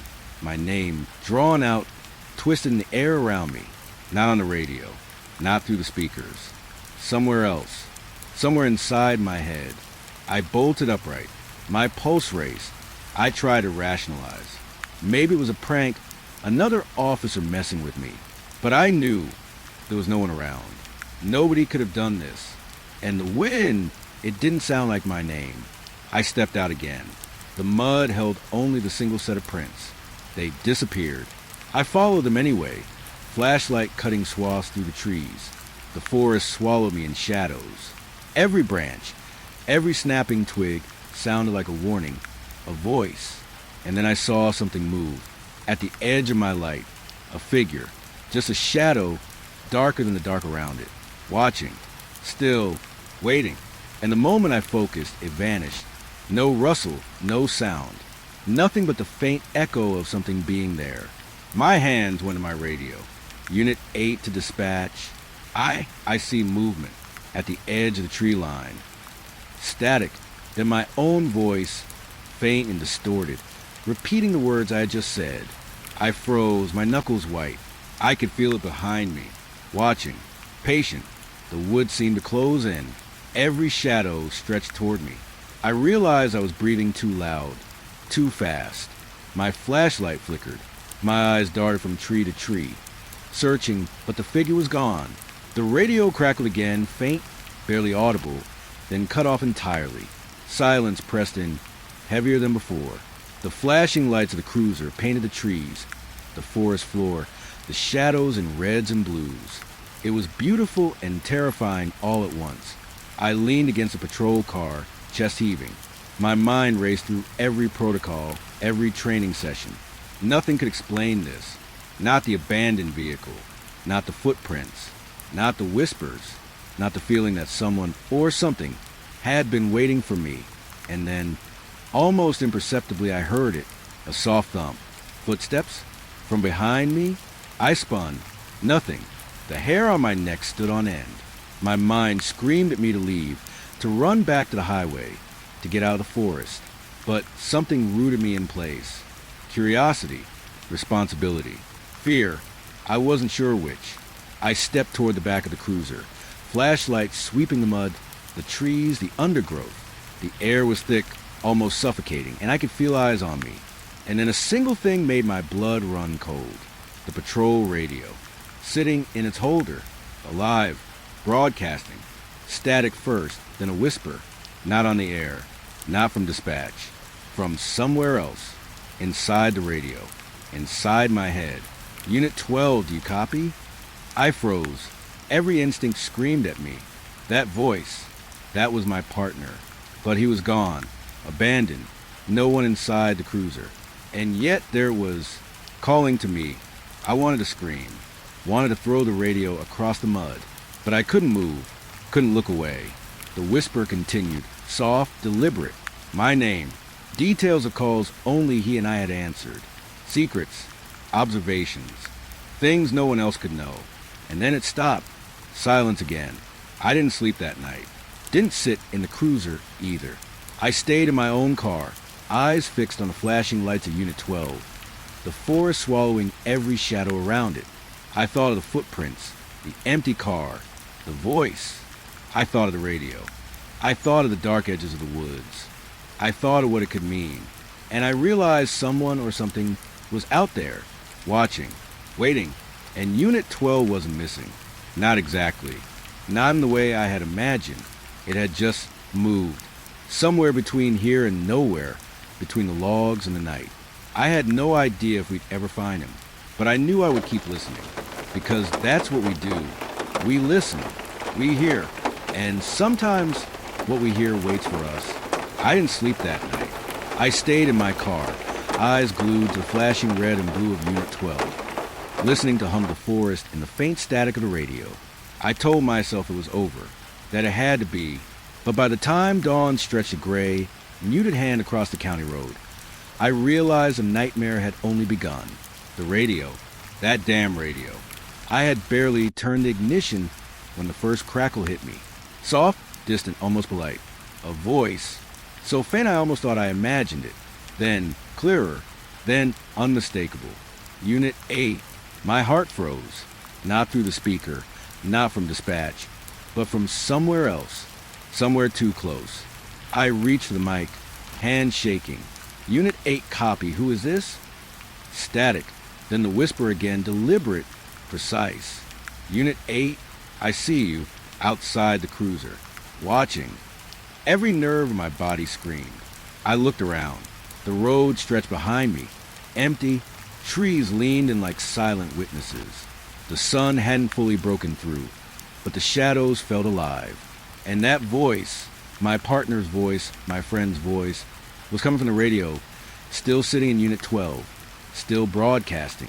I tried to tell myself it was a trick, a prank, someone messing with the old patrol frequencies. But the words that followed couldn't have come from anyone else. They knew things, details from the shift, private details, something only the officers on this beat could possibly know. Your last stop, the Henderson barn. You checked the west door. Nobody inside. You didn't see him, but I did. The hairs on my neck stood on end. I hadn't told anyone about Henderson. Not dispatch, not anyone, not a soul. Yet here it was, in that static-laden voice, repeating things I had seen, things I had kept to myself. I gripped the steering wheel, knuckles white, and glanced down the road. Nothing moved. The mist was curling around the trees, thickening with every passing second. My eyes flicked back to the radio. The microphone wasn't keyed. There was no one pressing talk. Yet the voice persisted. Unit 8, I watched you take the call about the abandoned truck. Alone, cold. You didn't know if it was safe, but you stayed. I swallowed hard. My throat was dry. I had stayed. I had stayed because that's what we do. We don't leave. We can't. But I hadn't said a word to anyone about it. No notes, no reports. And yet this voice, this impossibility, knew. The radio hissed and popped. I realized then that the static wasn't just interference. It was shaping the voice, elongating certain words, emphasizing syllables that made the hairs on my arms crawl. My name, again, soft, deliberate, like someone kneeling behind me, whispering in my ear. I keyed to mic Unit 8 to dispatch. I'm receiving transmissions from Unit 12. It's not. Nothing. The microphone echoed my voice, then swallowed it. Static filled the cabin. And then my partner's voice again. Clearer this time. You hear me? I hear you. Always. The blood in my veins ran cold. The last patrol I did with him.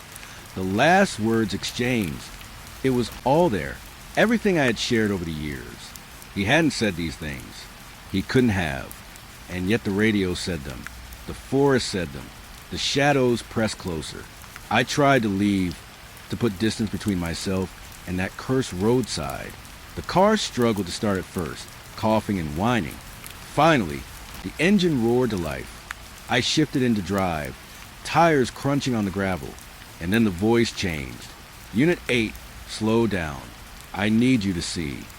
I slammed my foot on the brakes. The trees stretched up, thick and foreboding. The mist had thickened, curling around the cruiser like fingers tried to pull me in.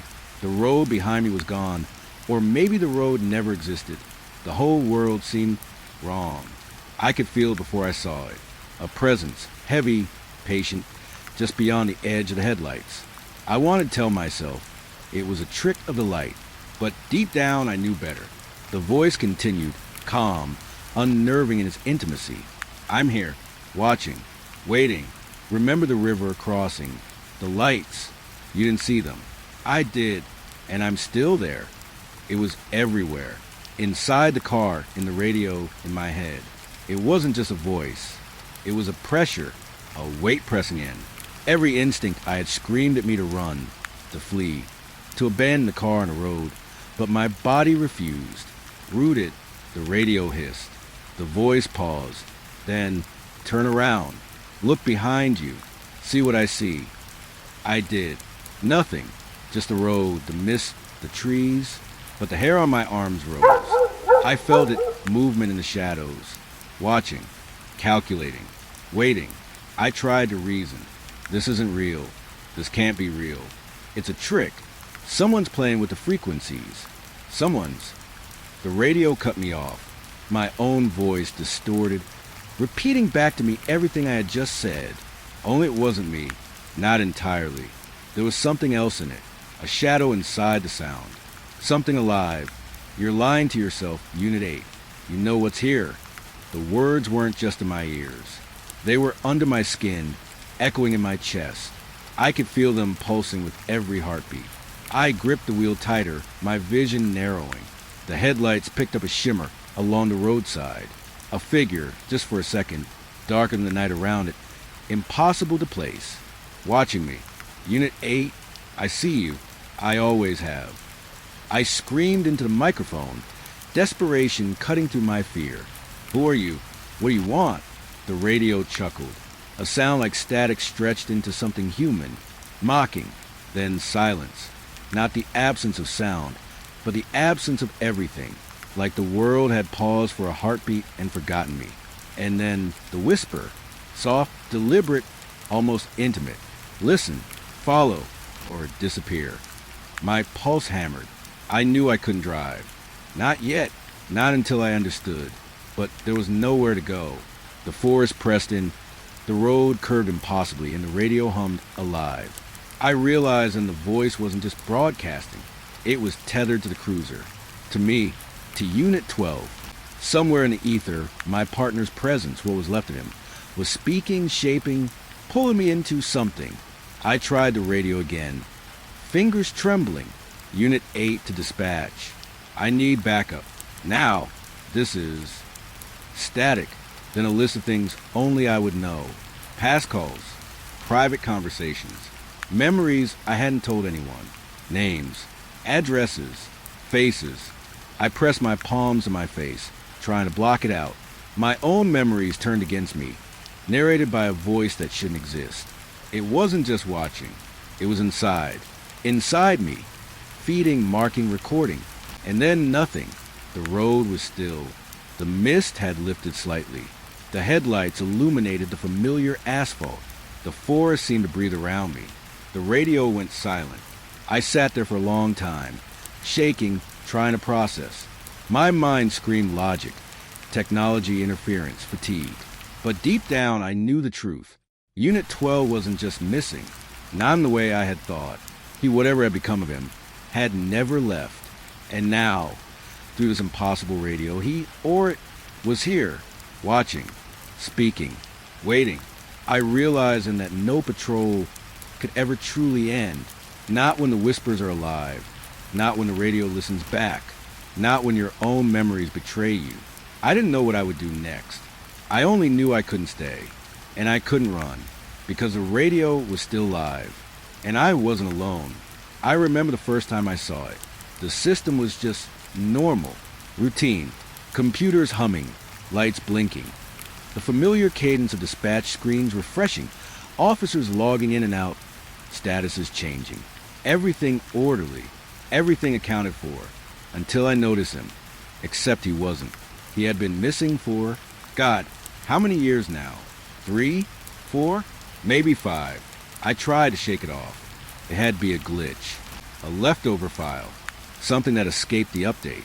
Computers aren't perfect. I told myself that. I whispered it to myself like a prayer. But every time I looked, the name was still there, still lit green, still active. I leaned closer to the screen, squinting through the fluorescent glare of the dispatch center. The timestamp blinked. Today, current, real time.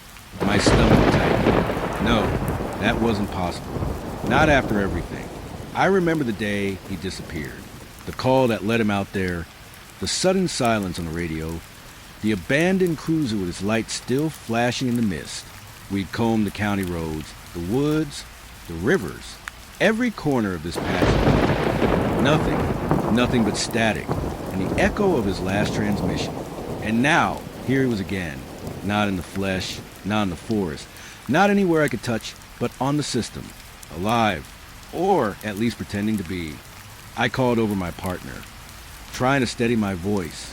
"Check this," I said, pointing at the screen. "Unit 12, see it?" They frowned, eyes narrowing at the monitor. "That's impossible," they muttered. "He's been missing since he's gone." Exactly, gone. Yet the green light mocked us. Active, waiting, like he had never left. I felt it then, that old, familiar weight in my chest, the one that had settled after the disappearance, the one that made your stomach knot and your hands shake, the one that whispers that maybe, just maybe, you were never safe. I tapped on his profile. Nothing. No updates, no movements, no new logs. Just him, frozen, watching, waiting, a ghost in the machine. And then the screen flickered. Small, subtle, almost polite. I blinked, thinking my eyes were playing tricks, but the cursor moved, slowly, deliberately, over to my login. My name, active, available. I jerked back. "What the?" I whispered. My voice sounded foreign in my own ears, too loud in the quiet hum of the office. It wasn't possible. The system doesn't move itself. Nobody is supposed to log in for you. And yet, there it was. Something, or someone was tapping into me, into my account, into my life. I backed away from the monitor, trying to breathe, trying to make sense. The thought came unbidden. Maybe it's not him. Maybe it's something that learned how to be him. Learned the patterns. Learned the habits. Learned the way he lived and breathed and walked. The lights overhead flickered. A low hum of electricity, distant yet immediate. I felt it in my bones. The room seemed wrong. The hum stretched into whispers. Static. Names. Locations. Calls from years ago. My own calls. The things I had seen. The things I had reported. The things I had sworn I would never speak of. And through it all, his voice. Not recorded. Not playback. Alive. Present. Familiar, yet wrong. Still here. It whispered. I turned. The office was empty. My partner had stepped away to the restroom. The monitors blinked, refreshing, but the whisper persisted, echoing in my head, not through speakers. I could feel it wrapping around me, pressing in, shaping reality around my perception. I rubbed my eyes, tried to tell myself it was exhaustion, fatigue, PTSD from the shift, the disappearance, the radios, the haunted roads. But when I looked back at the monitor, the green light hadn't changed. Still active, still him, still watching. I tried to log him out, clicked every option, force log off, admin override, reboot the system. Nothing. The cursor hovered over my own login again. Not just him. Me too. Available. Active. Connected. And then the timestamp started to change. Not in real time. Not in sequence. Past events flickered forward. Calls I had taken years ago. Timestamped today. Conversations I didn't remember flashing on the screen. Names I had written down from memory. Locations I had mapped in my head. And for every flicker, every line of data, a whisper followed. Do you remember? I froze. The words slithered through my mind. Soft, patient, knowing. I didn't know whether to scream or pray. The system wasn't just alive. It was sentient. It knew me. It knew him. It knew thus. I backed away from the desk. My chair scraped across the floor, echoing like a gunshot in the hollow office. The monitors flickered, images twisting, morphing, faces I didn't recognize, places I had never been. And through it all, the green lights. Active, active, active. I couldn't move, couldn't speak, couldn't breathe properly. My own reflection in the darkened screen stared back at me, pale, wide-eyed, terrified. And behind that reflection, a shadow. Not human, not animal, but there, watching, waiting, patient, hungry. Unit 12 never left, the voice said. My stomach lurched. The words weren't typed. They weren't on a recording. They were in my head. Clear, disturbing, familiar. I thought about the cruiser, the abandoned car, the forest, the static-laden radio calls. Everything we had seen, everything we had felt, the unease, the silence, the impossible presences. And now it had moved from the roads, from the radios, into the systems, into the office, into me. I tried to stand, legs trembling, heart hammering. The room felt wrong, heavy, pressing in from all sides. My partner returned then, humming a lullaby under their breath. Something light, mundane, human. I almost screamed in relief. Almost. They stopped. Their eyes went wide. The monitors, the cursor, my login, my name, green, available, active. They stepped back. What the hell? Before I could answer, the office lights flickered violently. Static hissed from the phones, the computers, every speaker in the building. The voice, no longer a whisper, no longer subtle, poured into my ears, my mind, my soul. You can't log out. You can't leave. You are part of it now. Unit 12, Unit 8, all active, all connected, all waiting. The monitors went black. Complete darkness. My partner screamed. I fell to my knees. My ears rang. My vision tunneled. And through the darkness, through the ringing, I felt it. The presence. The weight. Cold, calculating, eternal. And when the lights flickered back, the monitors were normal, routine, nothing unusual. The green light, gone. Unit 12, offline. My login, active, available. But I knew the truth. The system was alive, watching, remembering, waiting.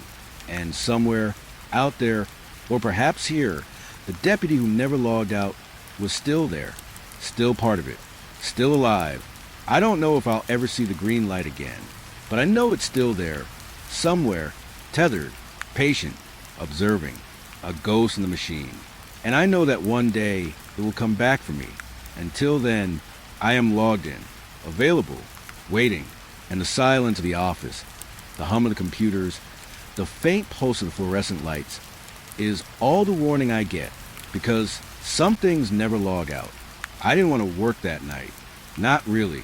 The quiet nights at the county jail always carried a weight I couldn't explain. Like the building itself remembered everyone who had ever been inside, every fight, every scream that never left the walls. I told myself I was just tired, overworked, needing coffee and a couple hours of sleep I'd never get.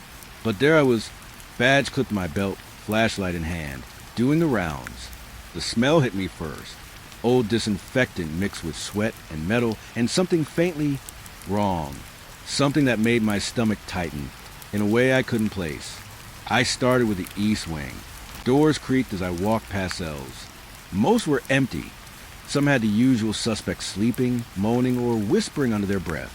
I kept my voice low, saying their numbers, checking the locks, glancing at the cameras. Routine, monotony, predictable, until I reached cell 12. The door was locked. Locked. That shouldn't have been possible. The logs of the cell had been cleared hours ago. No new arrests. No prisoner booked. Empty. Checked and double-checked by 2 deputies before me.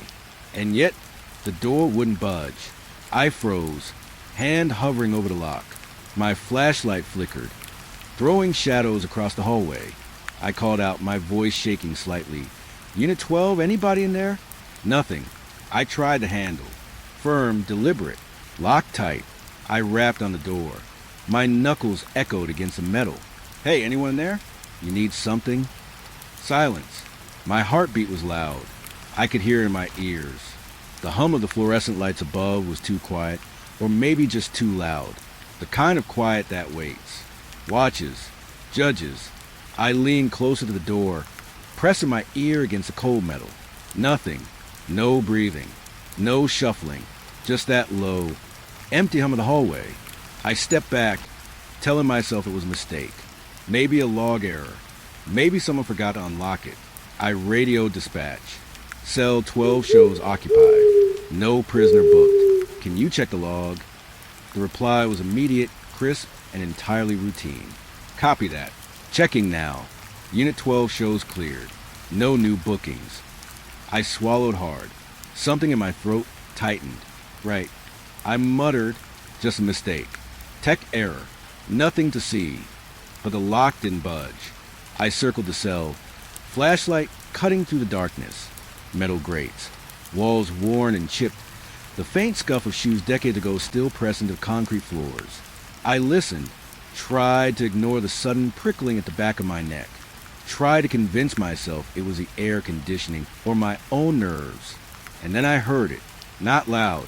Not a voice. But a movement. A soft, deliberate shuffle, like someone shifting their weight. Just behind the door.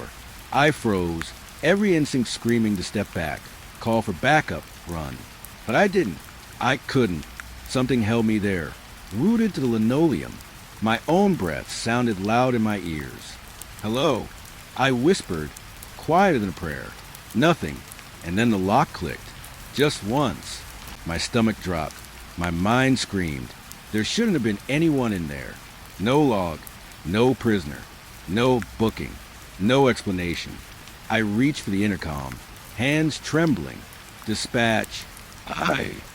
The click came again. The door swung open. Empty. Absolutely empty. I backed away, flashlight shaking in my hand. Searched every corner of the cell. Bed, toilet, walls, floor. Nothing. Not a single sign of life. No blanket disturbed. No footprint in the dust. Nothing to explain the lock. The shuffle, the click. I radioed my partner. Hey, cell 12. It opened. No one inside. Did you check the logs? They chuckled nervously, probably thinking I was overreacting. Yeah, man. We double-checked. Nobody there. You sure you didn't just... I didn't know, imagine it. I wanted to laugh. Wanted to nod and brush it off. But my throat was dry and my hands were slick with sweat. I saw it. The door. Locked. I heard something. Then it clicked open. And no one inside. A pause. You want me to come down? Yes, I said immediately. Relief and dread mixing in equal measure. Now. While I waited, I couldn't stop looking at the cell. The walls seemed darker than the others. Shadows pooling in the corners like liquid. The air smelled colder, heavier. My flashlight flickered again, and for a moment, I thought I saw movement just beyond the bars. Something crouching in the corner, waiting, watching. I blinked. Nothing. My partner arrived moments later. Tall, steady, a presence I usually relied on to ground me. They circled the cell once, flashlight sweeping every angle. Nothing. No footprints. No smudges. Nothing. Okay, they said slowly. This is weird. I mean, really weird. But nothing here. I nodded, swallowing a lump in my throat. Tried to convince myself it was over. Nothing to see. A glitch. My imagination. But the unease didn't leave. Later, on my break, I passed by the cell again. Just out of habit. Just to check. The door was open now. The lock dangling freely. Everything normal. My stomach twisted. Because the lock shouldn't have been locked in the first place. And that's when I noticed the faint marks. On the floor. Not footprints. Exactly. But tiny scuffings. Indentations pressed into the concrete. Like someone had been dragged across it. Short, quick lines leading from the back of the cell toward the door. No dust disturbed. No dirt. Just these faint, unnatural impressions. I bent down, running my fingers over the lines. Cold, metallic, sharp, not natural, not from a person, not from anything I could place. I straightened, heart racing, and looked around. Hallway empty, shadows pooling in the corners, the fluorescent lights humming, the building quiet in a way that made me want to run, to scream, to leave and never come back. But I couldn't. I was on duty. I had to keep watching, had to keep walking the rounds. All night, I checked that cell. Every hour, every minute. Every time the hallways went silent, I'd glance at it and my stomach would knot. The memory of the lock clicking, the faint shuffle, the invisible presence just beyond the bars. And every time it was empty, the reports, clean, nothing logged, nothing recorded. Just me, alone with my fear, alone with the certainty that something had been there, and something maybe still was. I didn't sleep well for days. Nights at the jail became unbearable.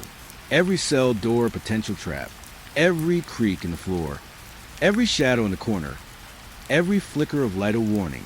I tried to tell myself it was just the stress, just the monotony, just a trick of the fluorescent lights, my mind filling in gaps where boredom and fatigue lived. But the feeling lingered. The air seemed heavier near that cell, colder, watching, waiting. And I just knew, that one day I might not be so lucky to find it empty. I thought I was alone. I thought the silence of the jail at night was something I could handle. But that night proved me wrong. It started just after midnight. I was making my rounds, flashlight in hand, logging numbers, checking locks, making sure the hum of the fluorescent lights above didn't suddenly hide something I shouldn't see. The hallways were empty, or at least they looked empty. But something about the air felt different, heavier, thicker, like the building itself was leaning in to listen. I paused outside cell 12. The door had been unlocked since the last shift, swinging slightly on its hinges whenever someone walked past. The faint scuff marks on the floor still haunted me, but I told myself it was just shadows and memory, nothing more. That's when I heard it, a whisper, low, almost a hiss. "Hey, do you remember?" I froze, every instinct screaming that I was alone. I scanned the hall with my flashlight. Empty, nothing, just my own breath and the hum of lights, and the faint scrape of my shoes against the concrete. "Do you remember your first night here?" I swallowed hard. My throat felt dry. My hand gripped the flashlight tighter, knuckles whitening. The voice, it wasn't coming through the radio. It wasn't over the intercom. It came from the cell, from inside. But the cell was empty. I wanted to back away, wanted to call for backup, wanted to tell myself it was just fatigued. But curiosity, or maybe fear itself, rooted me to the spot. I pressed my ear against the cold metal of the bars. Low voices murmured, just beyond understanding. I couldn't make out words at first, just syllables, rhythms, whispers curling around my mind like smoke. Then it hit me. The words were familiar, too familiar. They never believed you. You were always alone, even when they smiled. My stomach dropped.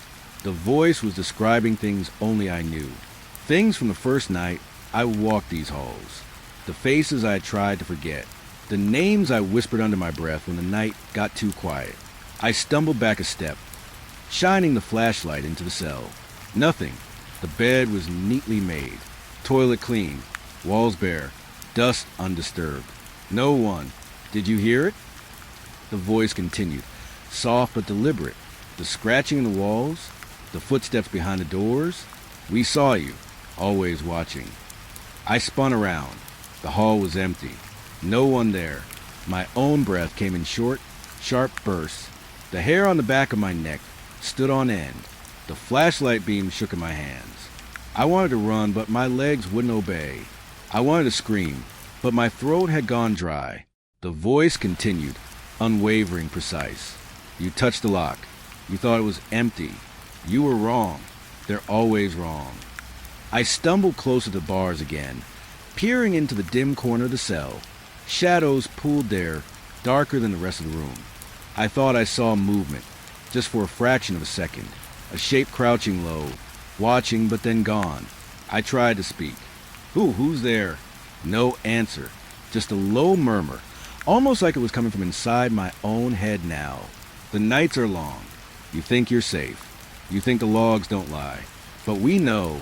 We remember. We follow. I stumbled back, dropping my flashlight for a moment. It rolled across the floor, casting long, wavering shadows along the walls. When I bent to pick it up, the whispers seemed to circle me, coming from every angle, no angle, everywhere at once. I gritted my teeth. This isn't real, I muttered. This isn't real. This isn't real. But the voices didn't care. They described my first night walking the hallways, the way I had hesitated outside cell 6 when a prisoner screamed for water, the time I had shivered in the break room, alone, listening to the pipes groan like distant thunder, things no one else could know, things that weren't logged anywhere, things I thought were mine alone, hidden in the safety of memory. They saw you. They saw the way you flinched, the way you counted the doors, the way you whispered names in the dark. We remember. I dropped to my knees, flashlight shaking as I tried to steady it. The air around me felt thick, oppressive, almost wet. I could taste it on my tongue. Copper, cold, heavy. And then I noticed it. The shadows inside the cell weren't quite shadows. They moved with intent. Not like wind or flickering light. Like they had purpose. Like they were waiting, watching me, knowing I had seen them, but not truly. You can't leave, the voice said. Clearer now. Almost a whisper directly in my ear, though no one was near. You never leave. Not really. You belong to the night, to the walls, to the empty cells. I scrambled back, heart hammering. I tripped over a floor drain, sprawling on the linoleum, breathing hard. My flashlight skittered across the floor, beams slicing across the hall. Nothing but the hum of lights and the faint echo of my own shaking breaths. I radioed for backup, voice trembling. Dispatch, Unit 5, Cell 12. I need a second set of eyes. Now, something's wrong. Static, then a faint reply, calm and professional. Copy that, Unit 5. What's your situation? Before I could answer, the whisper returned, soft and intimate, curling around my mind. You think they'll help? They won't. They never do. I froze mid-breath, hard in my throat, my stomach twisted. The voice knew everything. The shifts, the logs, the missed details, the moments I had thought were unseen. The little mistakes that only I remembered. I wanted to flee. I wanted to throw myself out of that hallway, out of the building, as fast as possible. But something held me there. Something patient. Something that wanted me to listen, to understand, to remember that I was never alone. The whispers continued, circling my mind, describing the hallways I walked, the cells I checked, the empty rooms where no one should have been. They described the sounds, the subtle creak in the corner, the metallics in the doors, the faint heartbeat in the walls. I sank to the floor, flashlight beam pointing wildly, searching, seeing nothing but shadows. My own reflection in the dark windows of the cell seemed to move independently, small smiles twitching where they shouldn't. You remember them, the voice said. We remember too. We see you, always. I cover my ears, rocking slightly, muttering under my breath. It's not real. It's not real. It's not real. But it was too real, because as I sat there, trembling on the linoleum floor, I realized the whispers weren't just echoes of memory. They were alive, present, observing, waiting for me to falter, to look, to listen. I called for my partner again. Nothing. Radio dead. Intercom silent.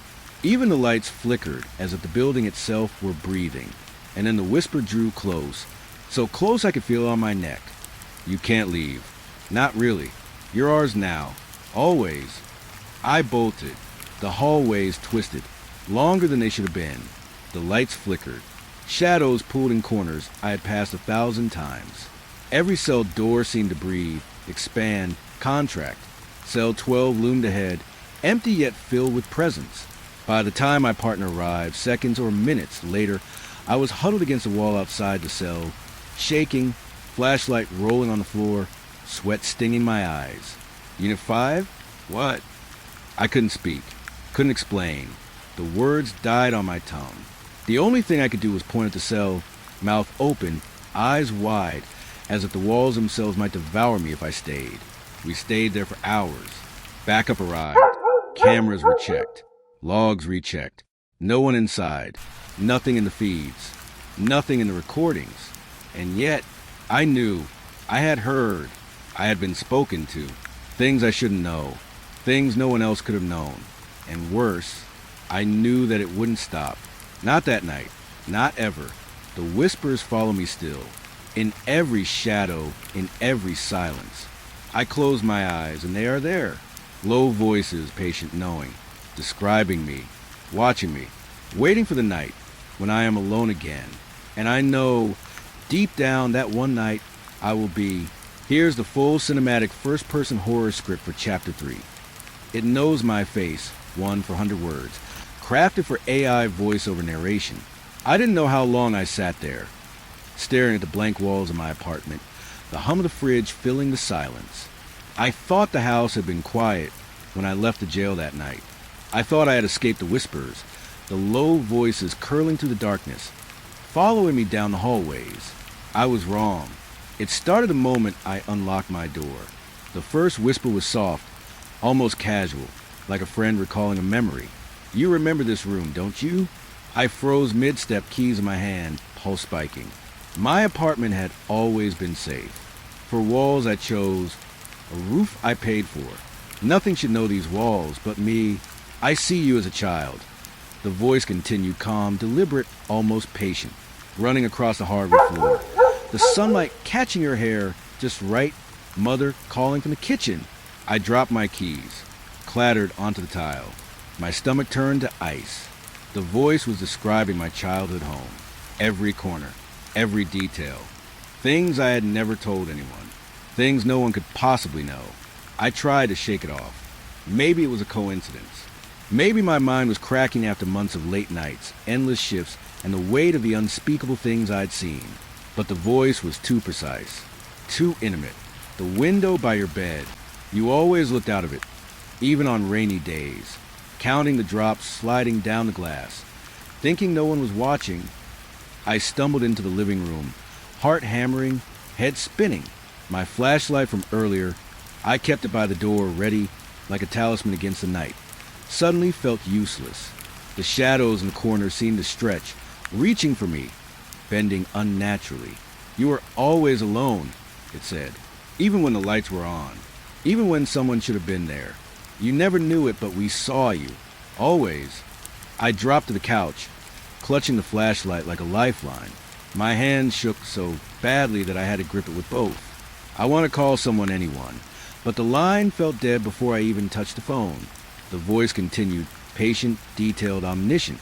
The hallway leading to your parents' bedroom, the way the carpet muffled your steps, the creak of the second stair, the drawer that never closed properly. I couldn't breathe. My mind was collapsing inward, trying to understand how someone could know these things. Things I thought were private, forgotten, locked away in memory. They watched you. It whispered, gentle now, almost fond. You didn't see them. You didn't know. But we did. Always watching. Always waiting. I pressed my face into my hands. Tried to make it stop. Tried to ground myself in the ordinary sounds of my apartment. The faint hum of the fridge. The drip of water in the bathroom. The distant murmur of traffic. But the voice ignored them all.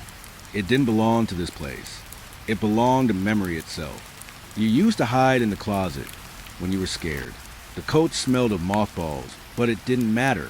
We knew you were there. I shivered violently. I had never told anyone about the closet. Not a single soul. The thought that someone or something had known me so intimately. It broke a small piece of me I hadn't realized was still intact. You thought you were safe when you moved away. The voice continued.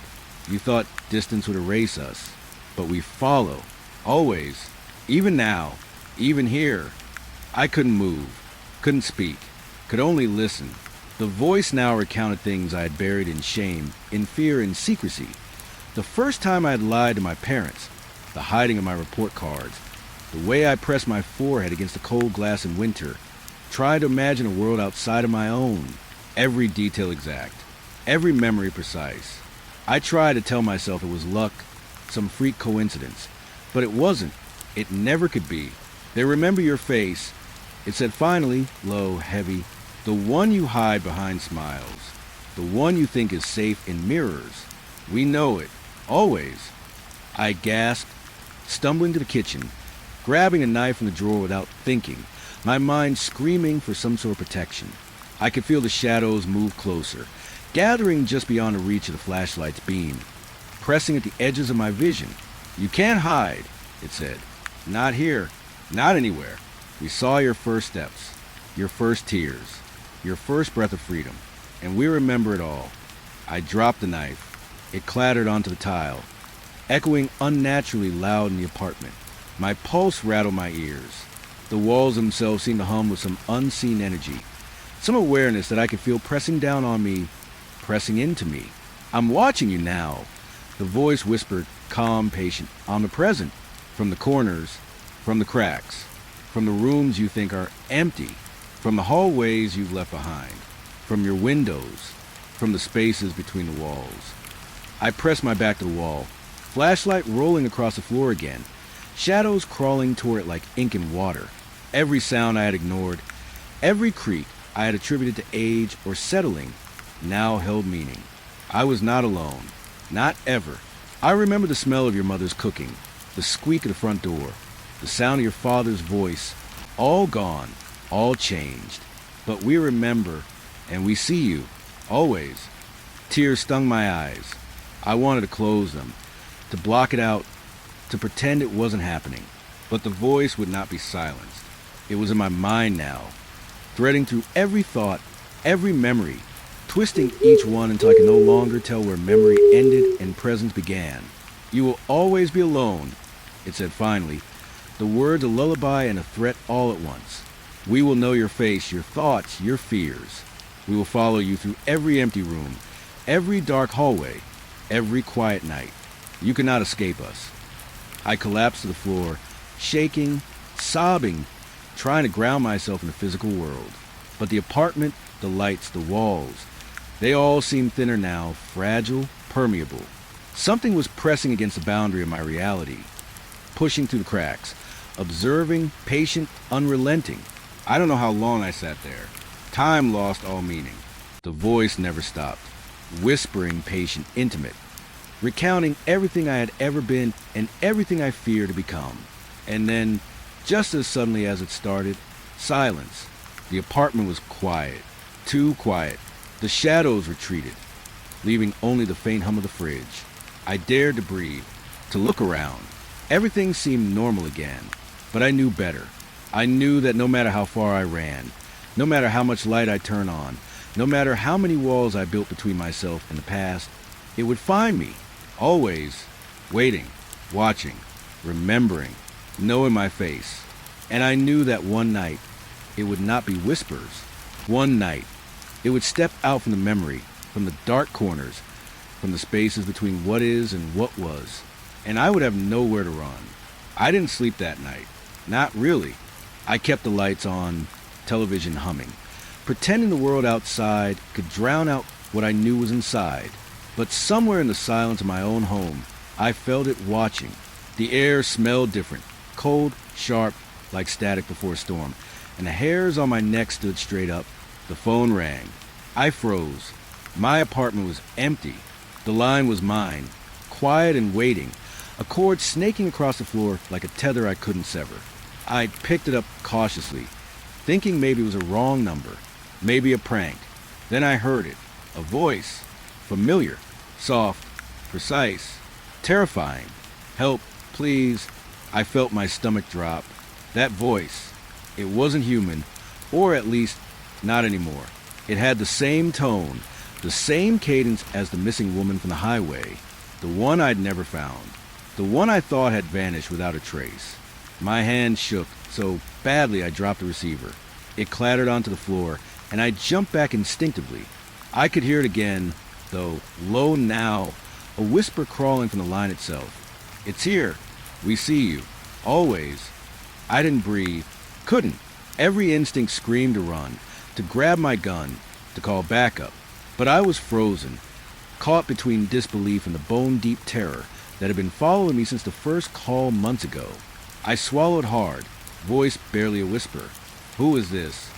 Static, then a chuckle, gentle, amused, but hollow. You know us. We've always been here. I backed away, hands sliding along the wall, heart hammering. My home had always been my sanctuary, a place I thought I could control, a place I thought was mine. But the call had traced here. Somehow it had found me. Somehow it had crossed the boundary I believed was safe. The whisper became clearer, words brushing against my ears. I see your couch.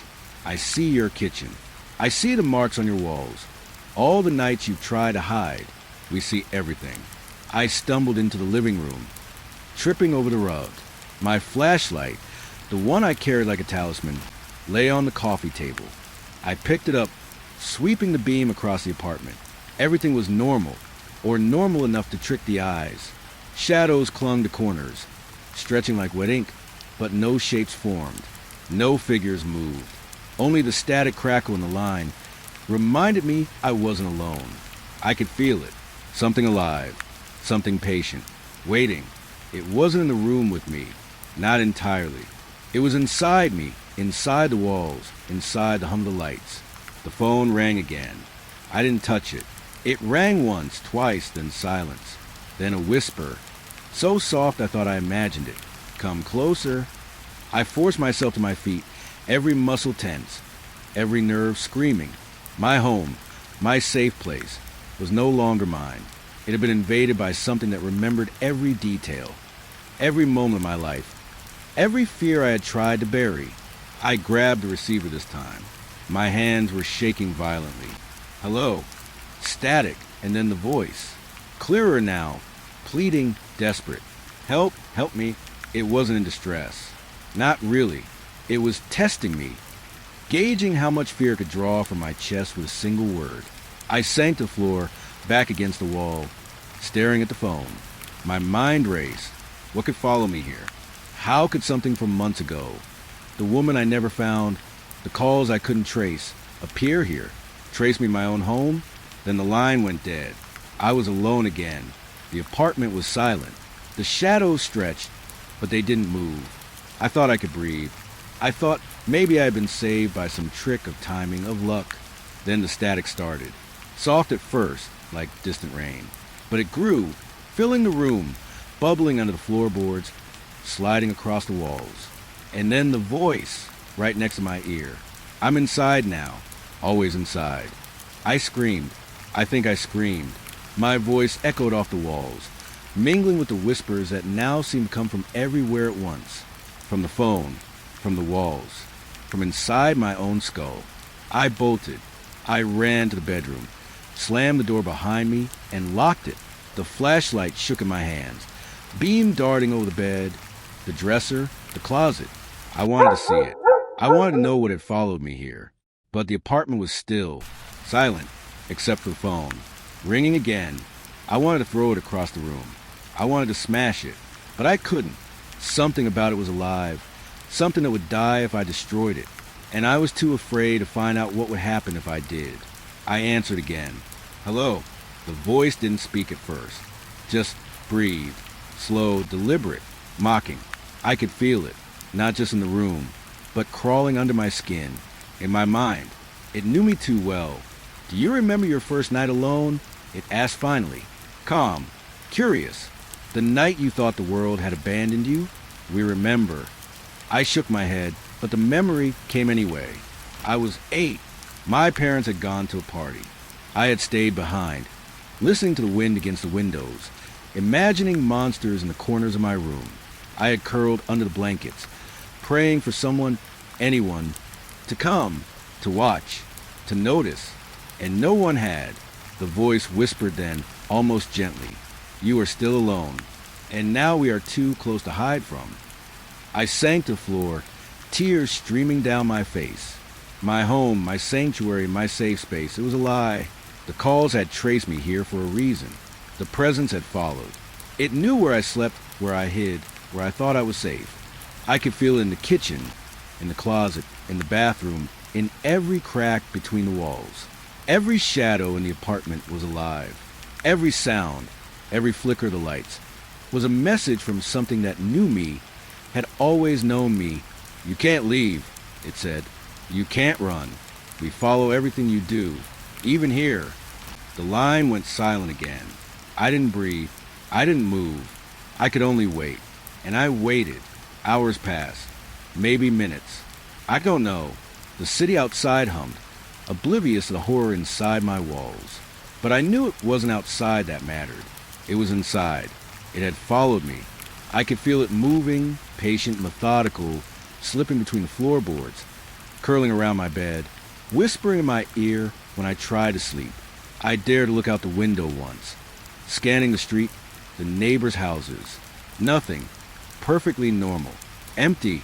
But I didn't trust the world outside anymore. The world outside couldn't see it. Only I could. Only I could feel it. I tried to call the sheriff's office. Tried to tell someone. But the line was dead. My cell phone wouldn't work. My computer wouldn't connect. Everything electrical hummed with static, alive with a presence. It wasn't outside. It wasn't gone. It was here, inside my home. Inside me. I sat on the floor, hugging my knees, listening to the low hum of the apartment, waiting for it to strike. The whispers came back, soft, teasing, intimate. We remember your first house. We remember your first school. We remember your first friend. And now we know your home, and your face, and your mind. I pressed my hands over my ears, tried to shut out, but it slipped between my fingers. It was inside my skull, threading itself through my memories, my fears, my thoughts. It had followed me home, and I knew then that no matter where I ran, no matter how I barricaded myself, no matter how many lights I left on, I would never be alone again, not in my childhood memories, not in my present, not in my home. I whispered to the shadows, to the walls, to the line itself. What do you want? Silence. And then the low, deliberate answer, as if it had been waiting for me to ask. Everything. It has been years. Years since the calls, since the missing cruiser, since the first time I felt the presence behind me in that empty house. But it never left. Not really. Not in the way that time is supposed to heal. It lingers. Always. I try to tell myself it's my memory playing tricks. That the fear, the static of my ears, the whispers, are just fragments of a mind pushed too far.